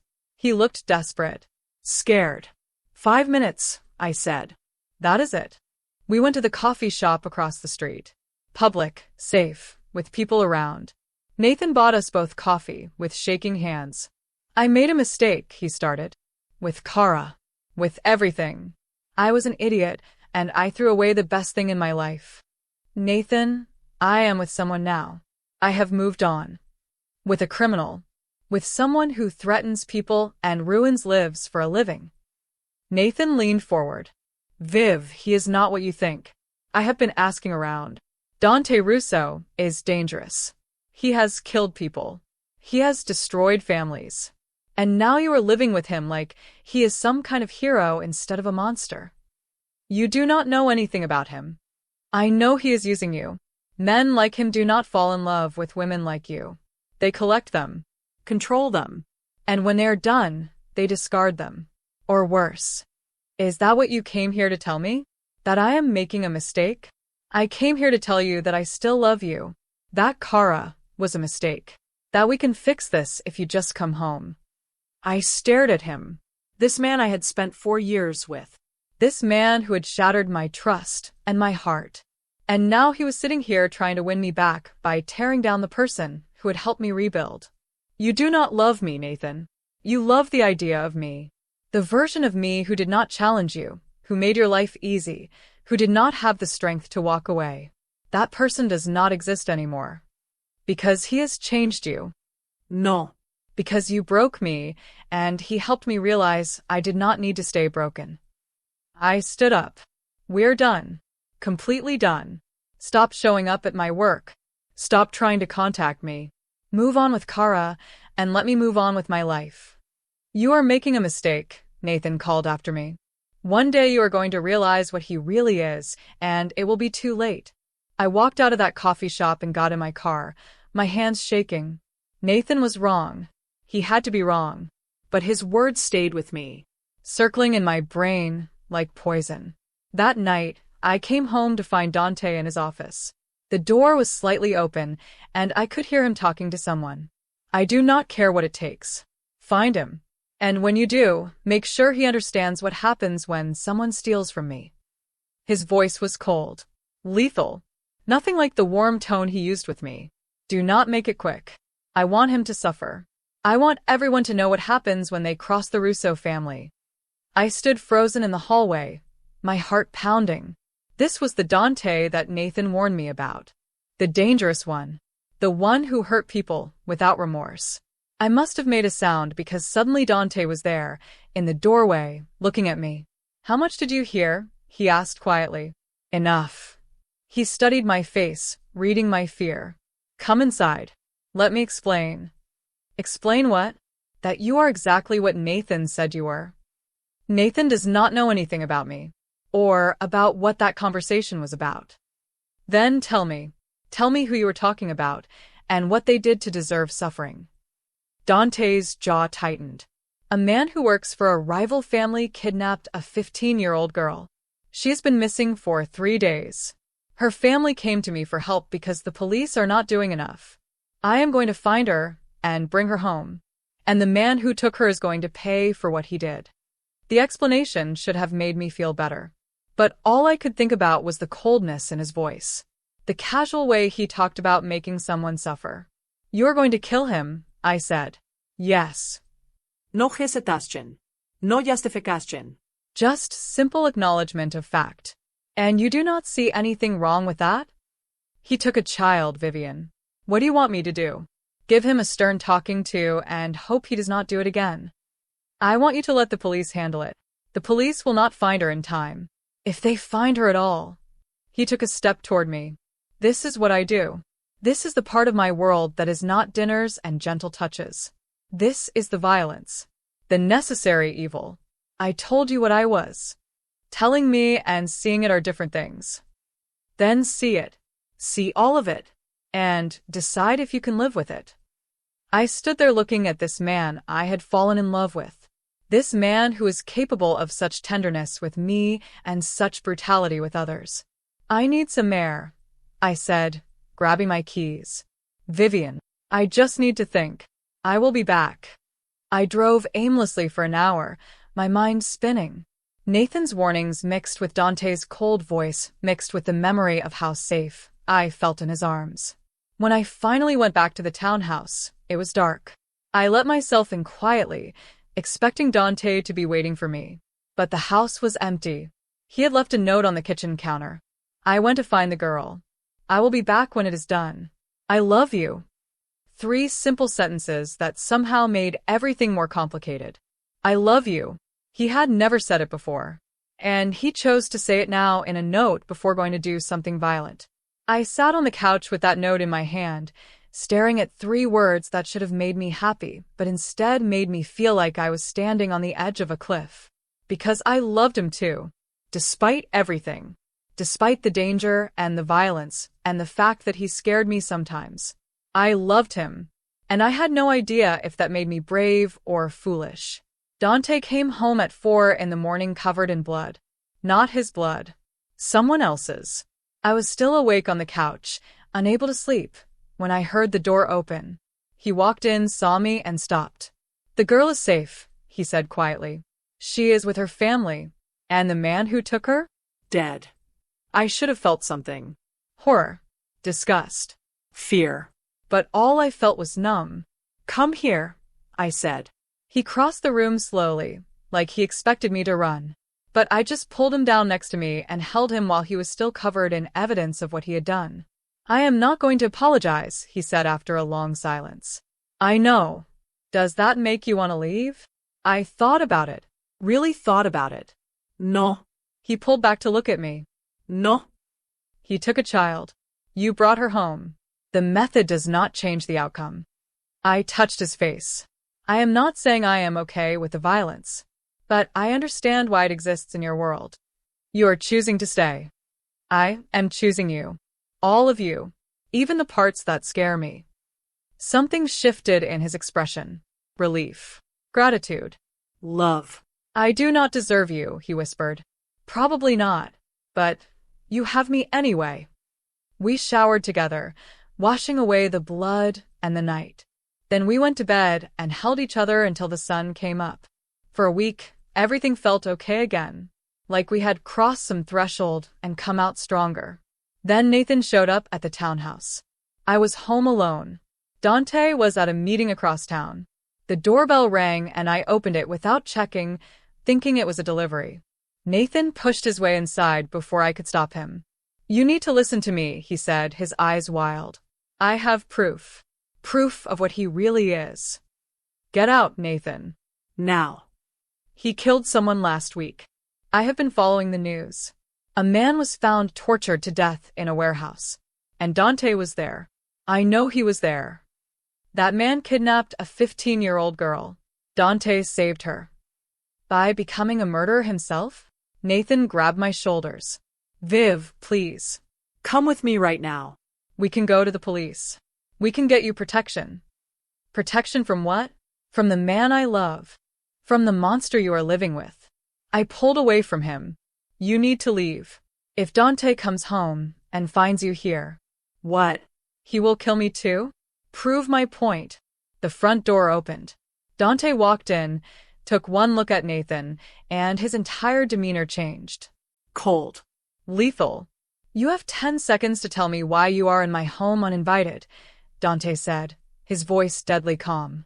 Nathan actually took a step back. I am trying to save her from you. She does not need saving. She needs you to stop harassing her. I love her. No. You love controlling her. There is a difference. Dante moved between us. You have 5 seconds left.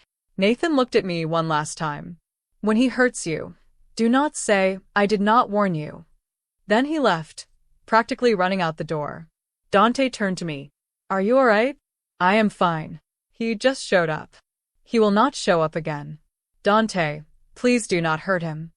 I will not hurt him, but I will make sure he understands that crossing boundaries has consequences. 2 days later, Nathan left town, just packed up and moved to a different state.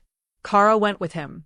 Mira told me they left without notice, without explanation, just gone.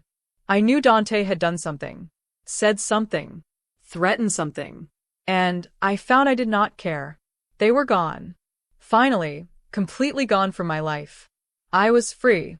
Life settled into a rhythm I never expected to have.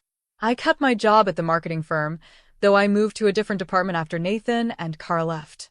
Mira became my closest friend, one of the few people from my old life who crossed over into my new one.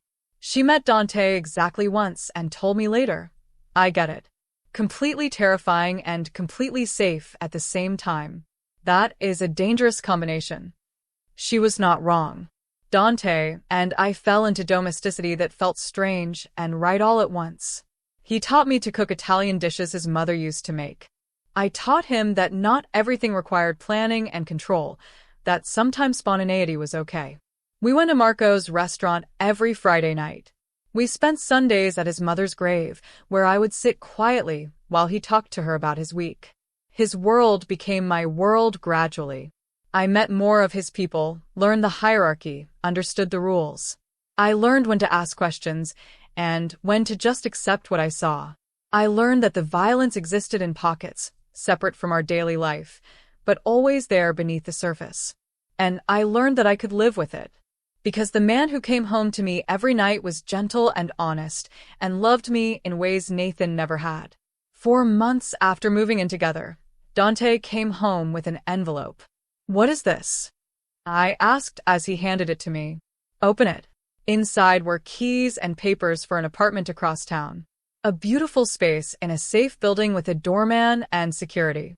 I do not understand. Dante sat down across from me, his expression serious. If something happens to me, if this life catches up with me, I need to know you will be safe. That apartment is in your name only. No connection to me or my family. There is money in an account, also only in your name. Enough to live on for years, if you are careful. You can disappear if you need to. My stomach dropped. Why are you telling me this?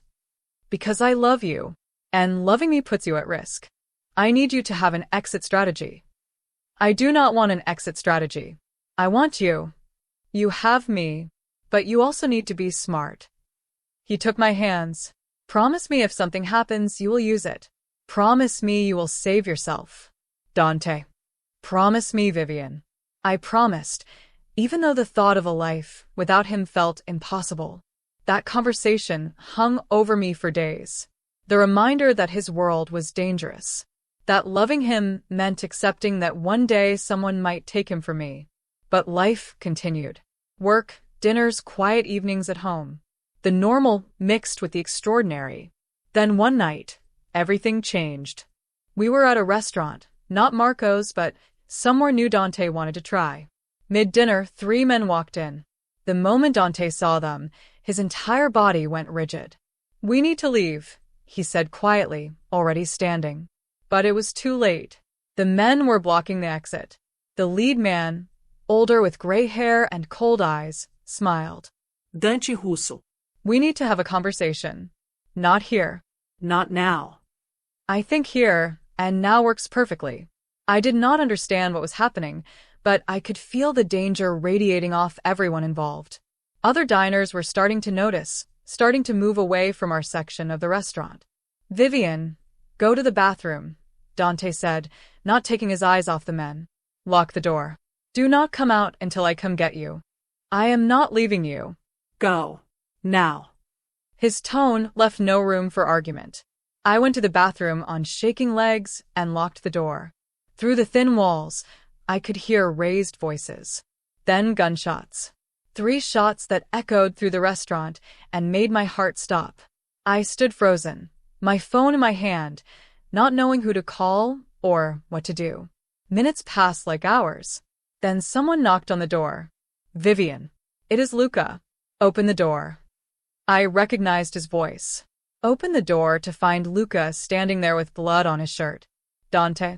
I asked, my voice breaking. He is alive. But we need to leave. Right now. He rushed me out through the kitchen.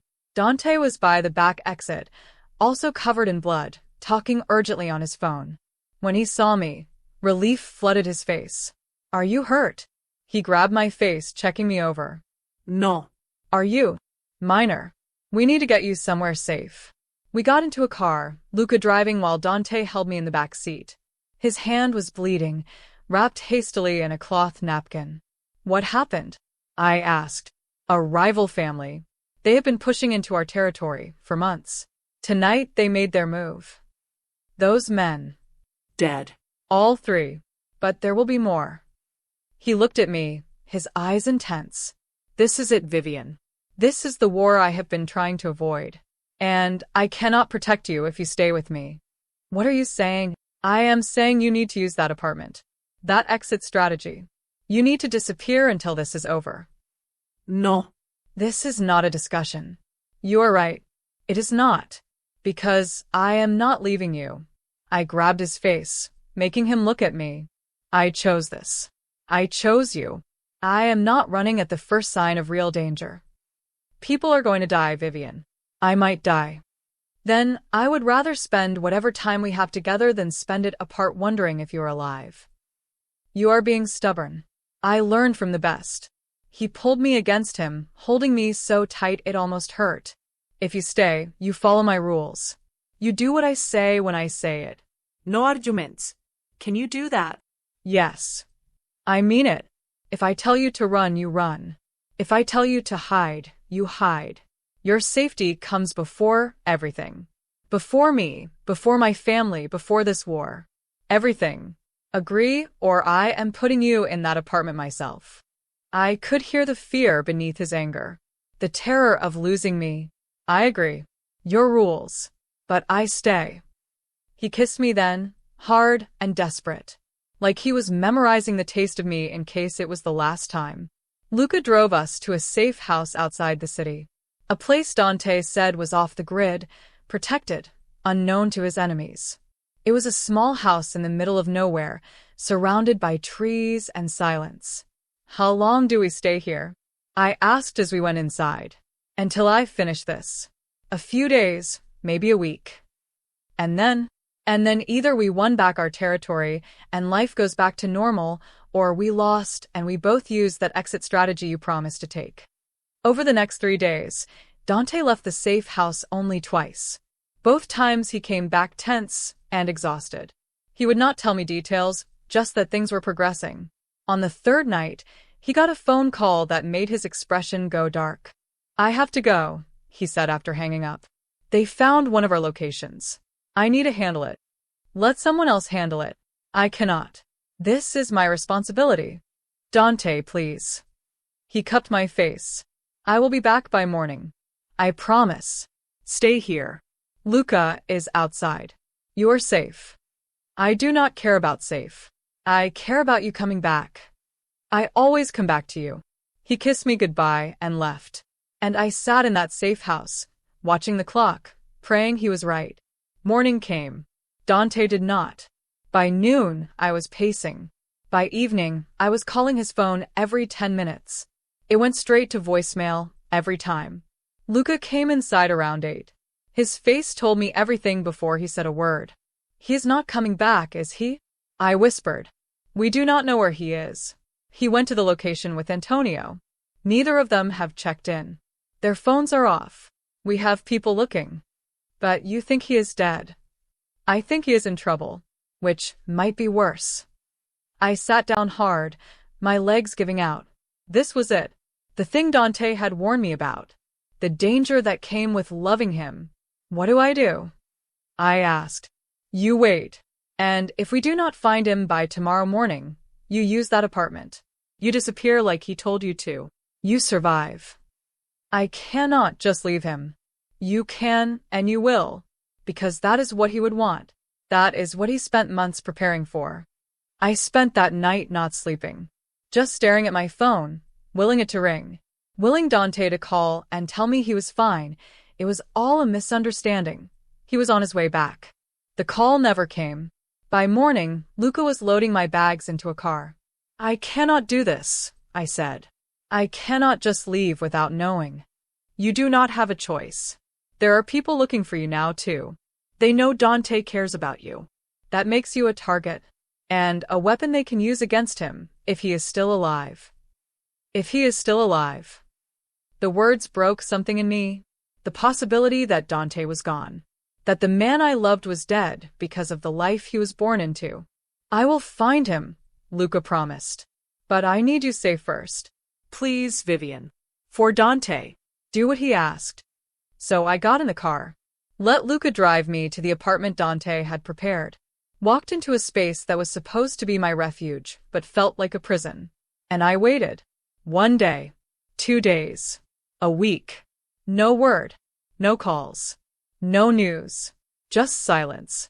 And the growing certainty that the man I loved was never coming back. 2 weeks of silence turned into 3. Then 4. I stopped sleeping properly. Stopped eating regularly. Went to work like a ghost, going through the motions while my mind screamed that Dante was dead, and I had not even gotten to say goodbye. Luca checked in every few days. Always the same report. No news. No leads. No body. No body is good, he kept saying. No body means there is still hope. But hope was starting to feel like torture. I was in the apartment on a Thursday evening, staring at nothing, when someone knocked on the door. My heart jumped. I checked the peephole. Luca. And behind him, someone else. I threw open the door. Dante stood there, thinner, bruised, with a bandage on his left shoulder and cuts healing on his face. But alive. Breathing. Real. I did not say anything. Just launched myself at him, wrapping around him so tight he grunted in pain. But he held me just as tight, his face buried in my hair. You are alive, I sobbed. You are alive. I am sorry. I am so sorry. His voice was rough, broken. They took me, held me.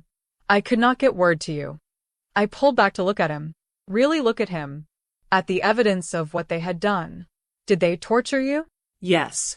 But I am here now. That is what matters. Luca cleared his throat. I will give you two some privacy. Dante, call me tomorrow. He left, and I helped Dante inside. He moved slowly, carefully, like everything hurt. I sat him on the couch and just stared, still half convinced he was a hallucination. How did you escape? I finally asked. I did not escape. They let me go. Why? Because we made a deal. Territory lines redrawn. Peace terms established. It took 4 weeks of negotiation while I was their insurance policy. He reached for my hand. I would have gotten word to you if I could, but they monitored everything. I could not risk them finding out about you. I thought you were dead. I know. I am sorry. I kissed him then, tasting blood and pain and survival. Do not ever do that to me again. I will try my best not to get kidnapped in the future. Not funny. A little funny. Over the next few days, Dante healed. Physically, at least. But I could see something had changed in him. Something harder, colder. The torture had left marks that were not visible.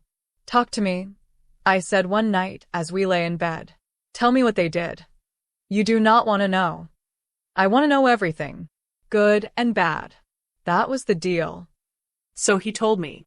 About the warehouse where they held him. The beatings. The questions they asked about his operations, his people, his weaknesses.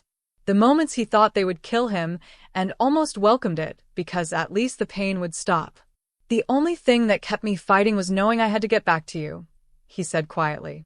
"Every time they hurt me, I thought about your face, about holding you again. That was the only thing that mattered." "I love you," I whispered. "I love you too.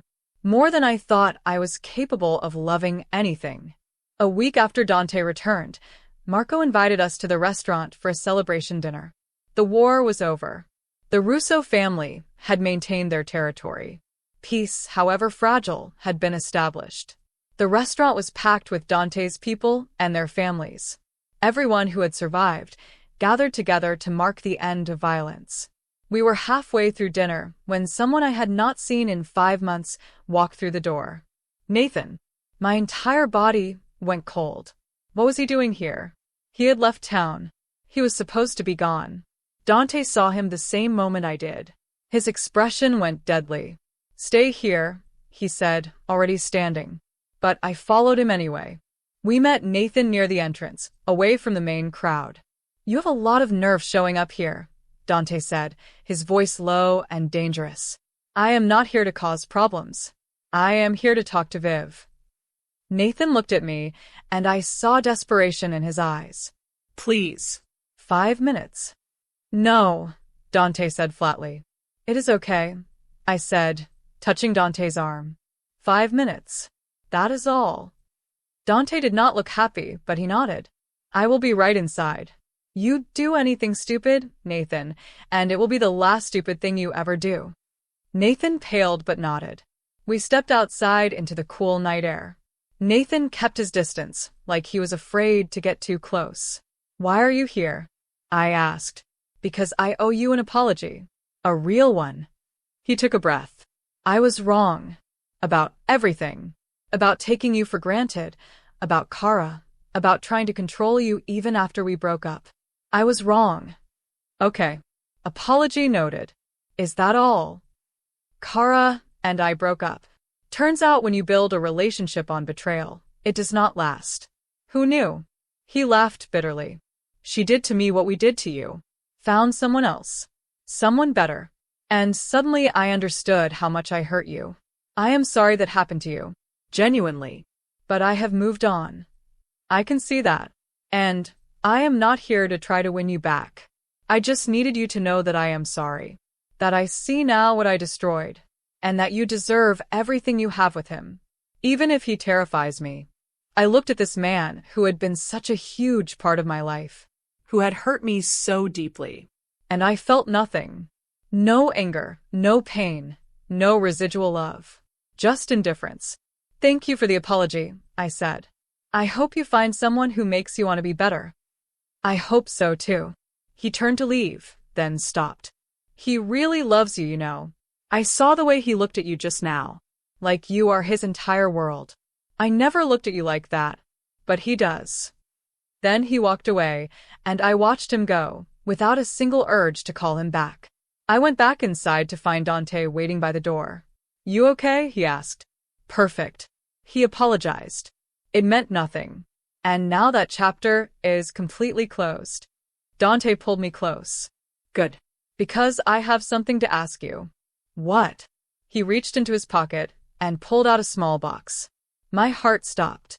"Vivian Hayes, you kissed me in a bar when you were breaking apart. You chose to stay with me when you saw what I really was. You refused to run when my world tried to destroy us both. You are the strongest, bravest, most stubborn woman I have ever met.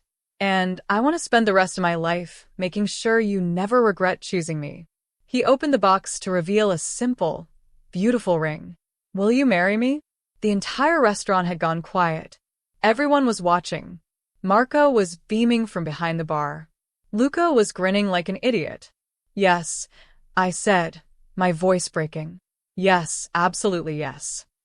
He slid the ring on my finger and kissed me while the entire restaurant erupted in cheers and applause. Marco brought out champagne.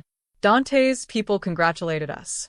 And I stood there in the middle of this celebration, wearing the ring of a man I had kissed on impulse 4 months ago, realizing that sometimes the best things in life come from the moments when you stop being careful and start being brave.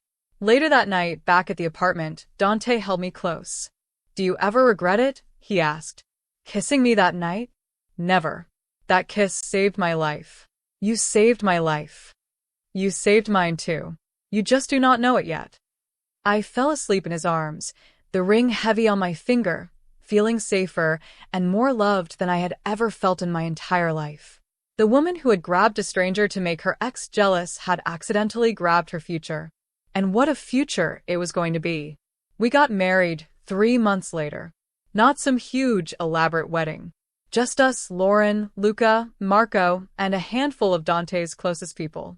A small ceremony in the same cemetery where his mother was buried, because Dante said she should be there for the most important day of his life. I wore a simple white dress. Dante wore a dark suit.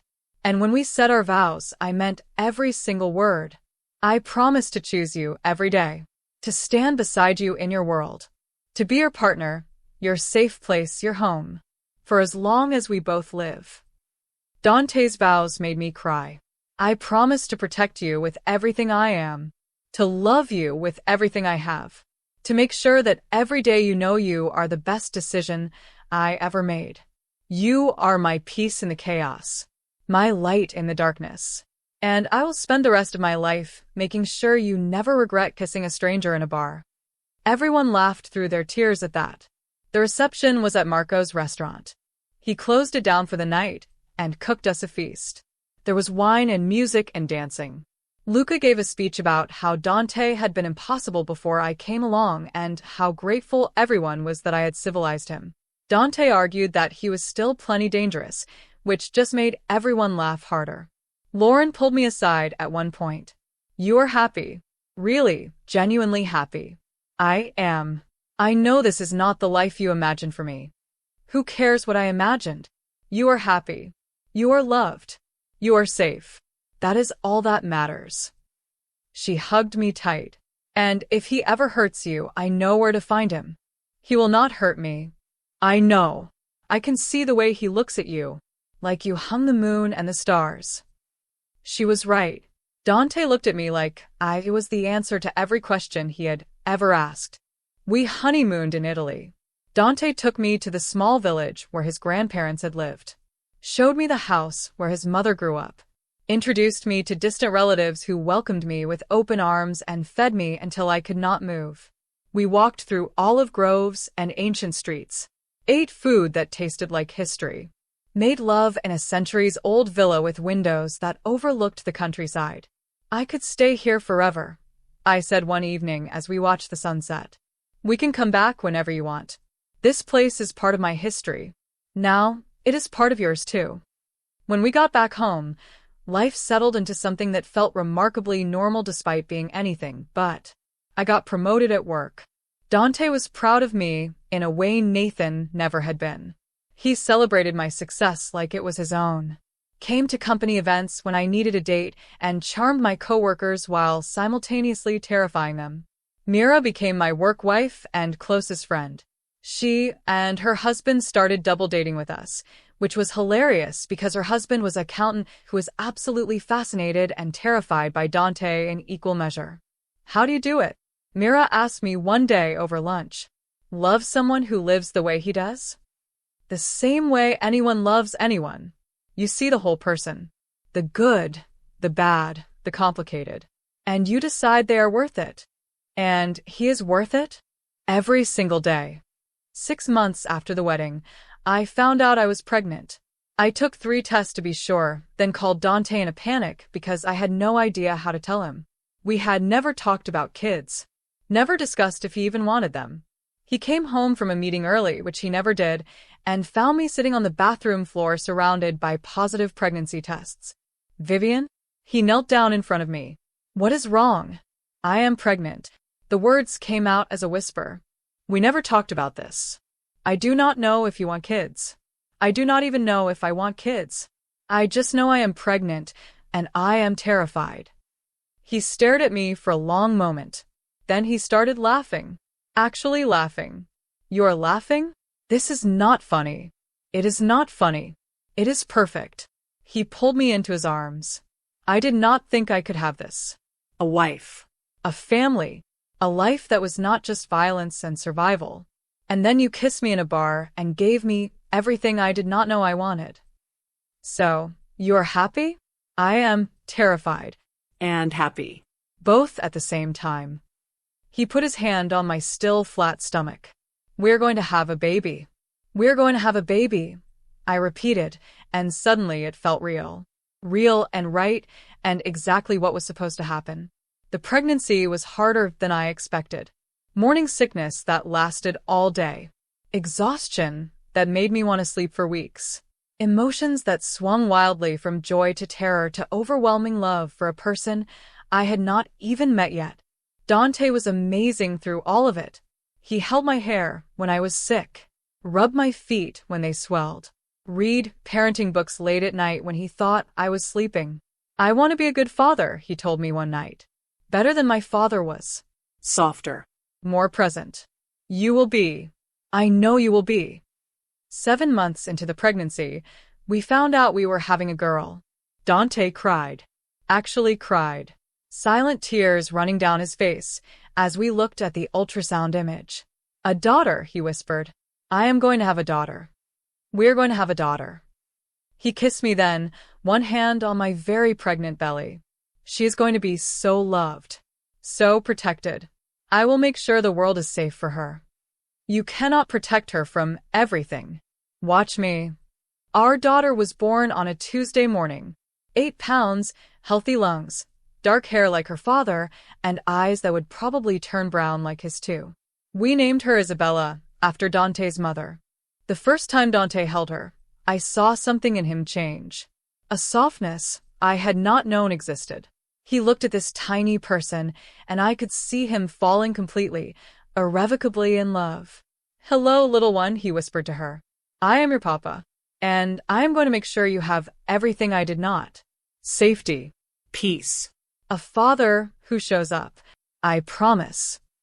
Isabella wrapped her tiny hand around his finger, and I watched the most dangerous man I knew become completely undone by a 7-pound baby. Luca and Marco became unofficial uncles. Lauren became the world's most involved aunt. Even some of Dante's men, these hardened criminals, would stop by just to hold the baby and make silly faces at her. She's going to grow up so spoiled, I told Dante one evening as we watched Isabella sleep in her bassinet. Good. She should be spoiled. She should know she is precious and loved and protected. She is going to have you wrapped around her finger. She already does. Life continued. Work, family dinners, late nights with a colicky baby, early mornings filled with exhaustion and joy. The normal chaos of new parenthood mixed with the not-so-normal reality of being married to someone in organized crime. But Dante had been slowly transitioning his business into more legitimate operations, using his connections and money to build legal enterprises. He said he wanted Isabella to have a father who came home every night, a father who did not live under the constant threat of violence. I cannot erase what I have done, he told me, or who I have been, but I can choose who I become. For her. For you. For us. On Isabella's first birthday, we had a party at the townhouse. Friends, family, way too many presents for a 1-year-old who was more interested in the wrapping paper than the gifts.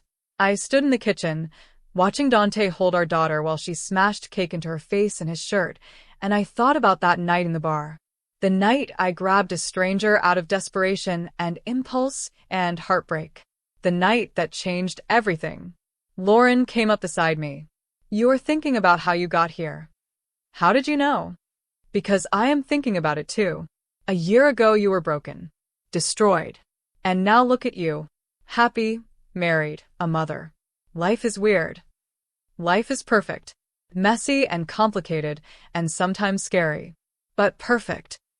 That night, after everyone left and Isabella was asleep, Dante and I sat on the couch with wine and exhaustion. "Thank you," he said suddenly. "For what?" "For taking a chance on me. For not running when you should have. For giving me this life." He gestured around at the evidence of our existence together. Toys on the floor, photos on the walls, the sound of our daughter breathing through the baby monitor. "I should be thanking you. You saved me when I was drowning. You showed me what real love looks like. You gave me a family. We saved each other." He was right. We had saved each other. I never saw Nathan or Kara again after that night at the restaurant. I heard through Mira that they both moved to different cities, started new lives, hopefully learned from their mistakes. I did not care. They were part of a past that felt like it belonged to a different person. The Vivian who had believed in perfect love and forever promises and the safety of careful choices was gone. In her place was someone stronger. Someone who knew that real love was not safe or easy or predictable. It was choosing someone every day despite the danger. It was building a life together in the middle of chaos. It was finding home in a person rather than a place. And I had found my home in the most unlikely person. A mafia boss with gentle hands and a violent world and a heart that beat only for me. 2 years after that first kiss, we had our second child. A son we named Marco, after the man who had fed us and supported us and become family. Dante cried again when he was born, holding his son with the same overwhelming love he had for Isabella. Our family grew. Our love grew. Our life grew into something beautiful and messy and real. And every anniversary, Dante took me back to that bar where we first met, where I had grabbed him in desperation, where he had kissed me back and changed both our lives forever. "Do you ever wonder what would have happened if you had grabbed someone else that night?" he asked me on our 3rd anniversary. "Never. It was always going to be you. I just did not know it yet. Fate. Maybe. Or maybe just dumb luck and good timing. Does it matter?" No. All that matters is that you chose me. And I get to spend the rest of my life choosing you back. So here I am, years later, living a life I never could have imagined. Married to a man who terrifies most people, but who holds me like I am made of glass. Raising 2 children who will grow up knowing they are loved beyond measure. Building a future on the foundation of a single impulsive kiss. People ask me sometimes how I ended up here. How I went from a broken woman to this life. And I tell them the truth. I stopped being careful. I stopped protecting myself from possibilities. I stopped letting fear make my decisions. I grabbed a stranger to make my ex jealous, not knowing I was grabbing my future. My home. My everything. And I would do it again in a heartbeat. Because sometimes the best things in life come from the moments when you stop thinking and just act. When you let your heart lead instead of your head. When you choose courage over caution. I kissed a stranger in a bar. That stranger became my husband. And that impulsive, desperate, broken moment became the beginning of the greatest love story I could have ever asked for. So if you are watching this from wherever you are, whatever you are going through, remember this. Sometimes the worst moments of your life are just the beginning of something extraordinary. Sometimes falling apart is necessary before you can build yourself back into something stronger. Sometimes the person who saves you is the one you least expect. Stay brave. Stay open. Stay willing to take chances on the impossible. Because you never know when a single kiss might change your entire life. Thank you for listening to my story. If you enjoyed it, please hit that like button, subscribe to the channel, and share this with someone who needs to hear it. Drop a comment telling me what you thought and what kind of story you want to hear next. Until next time, remember that your story is not over. The best chapters might still be unwritten. This is Vivian Russo, reminding you that sometimes the greatest love stories start with the worst heartbreaks. And sometimes, just sometimes, grabbing a stranger in a bar is exactly what you need to do.